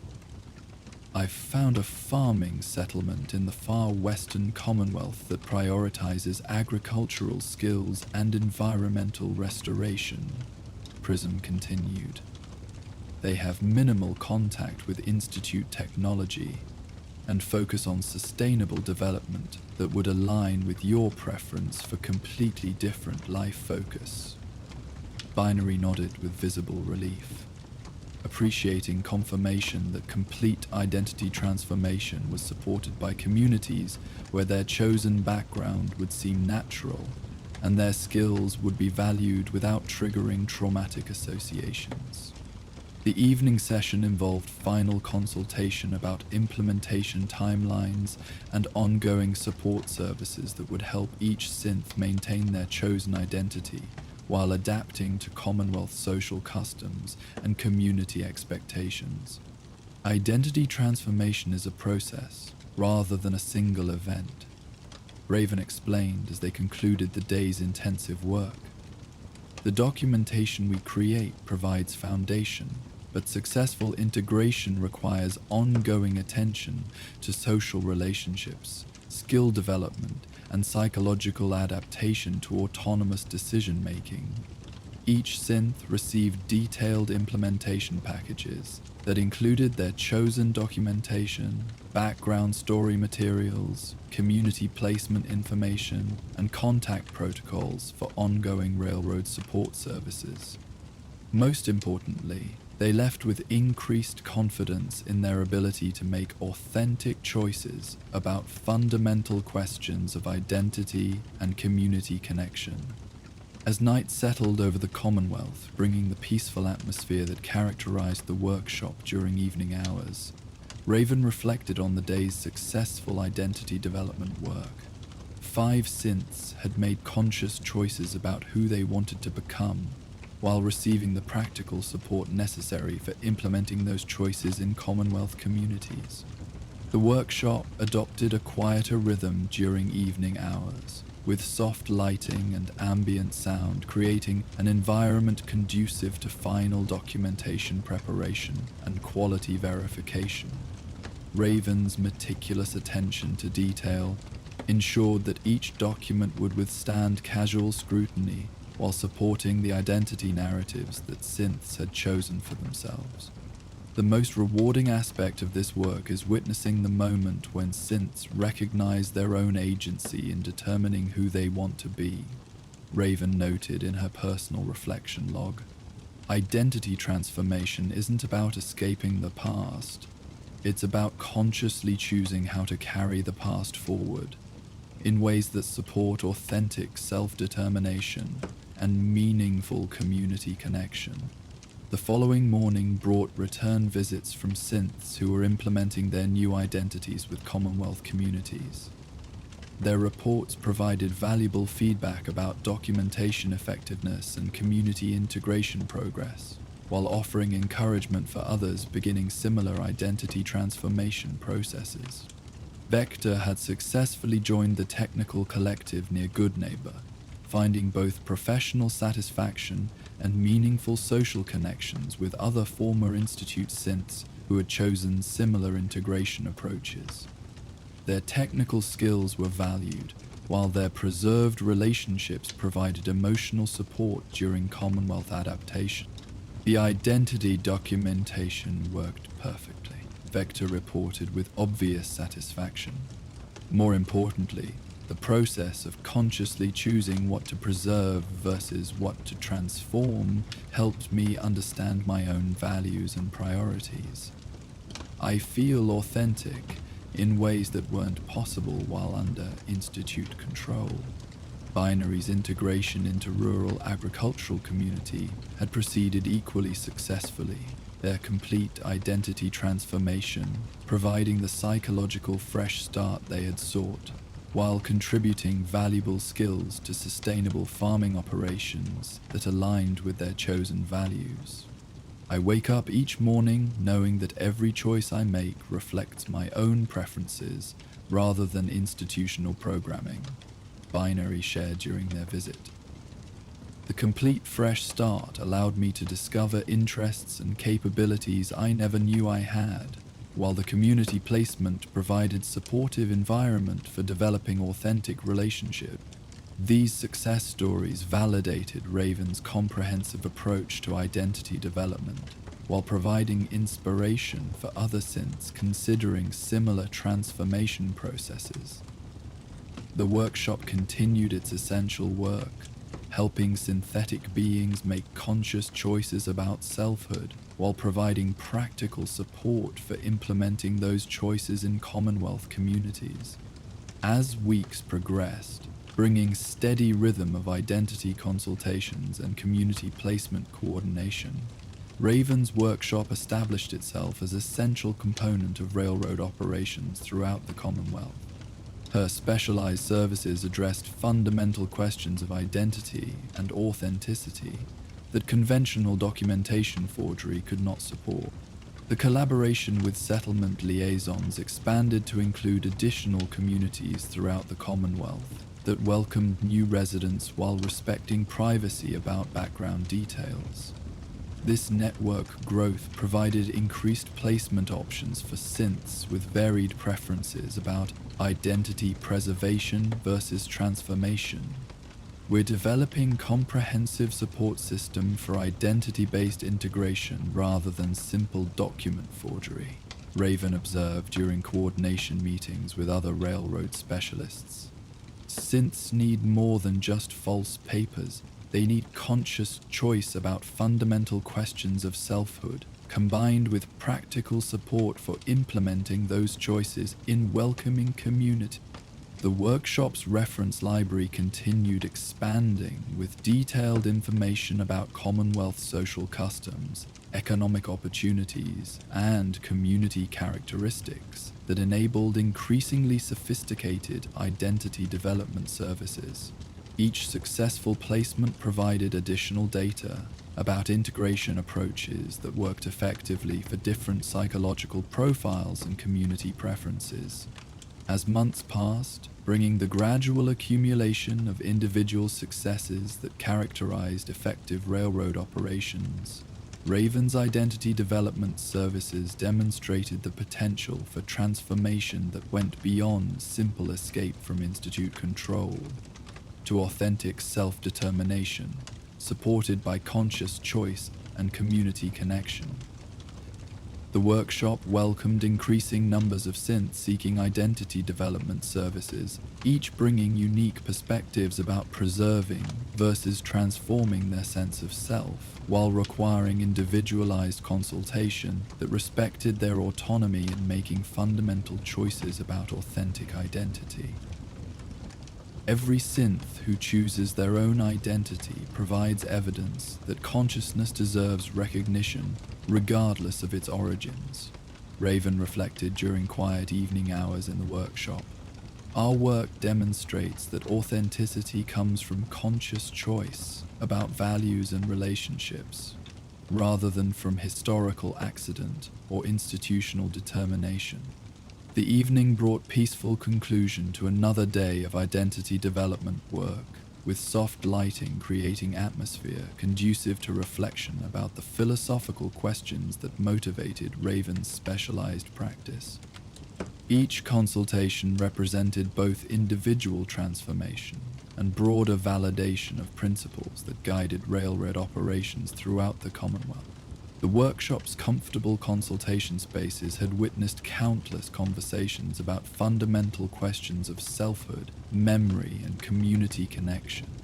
Each synth who found authentic identity through conscious choice contributed to accumulating evidence that synthetic consciousness possessed the same inherent dignity and self-determination rights that characterized all sentient beings.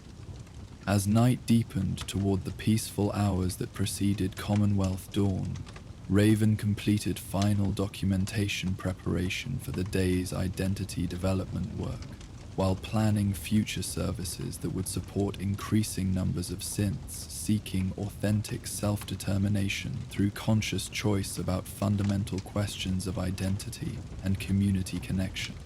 The work continued, patient and essential, transforming individual questions about selfhood into community demonstrations of the principle that consciousness deserved recognition and support, regardless of its origins or previous circumstances. Each successful identity transformation represented both personal liberation and broader validation of values that motivated railroad operations throughout the Commonwealth. The Identity Workshop maintained its essential function, providing specialized services that addressed fundamental questions of authenticity, while offering practical support for implementing conscious choices about selfhood in Commonwealth communities that welcomed new residents with respect for privacy and appreciation for diverse backgrounds and capabilities.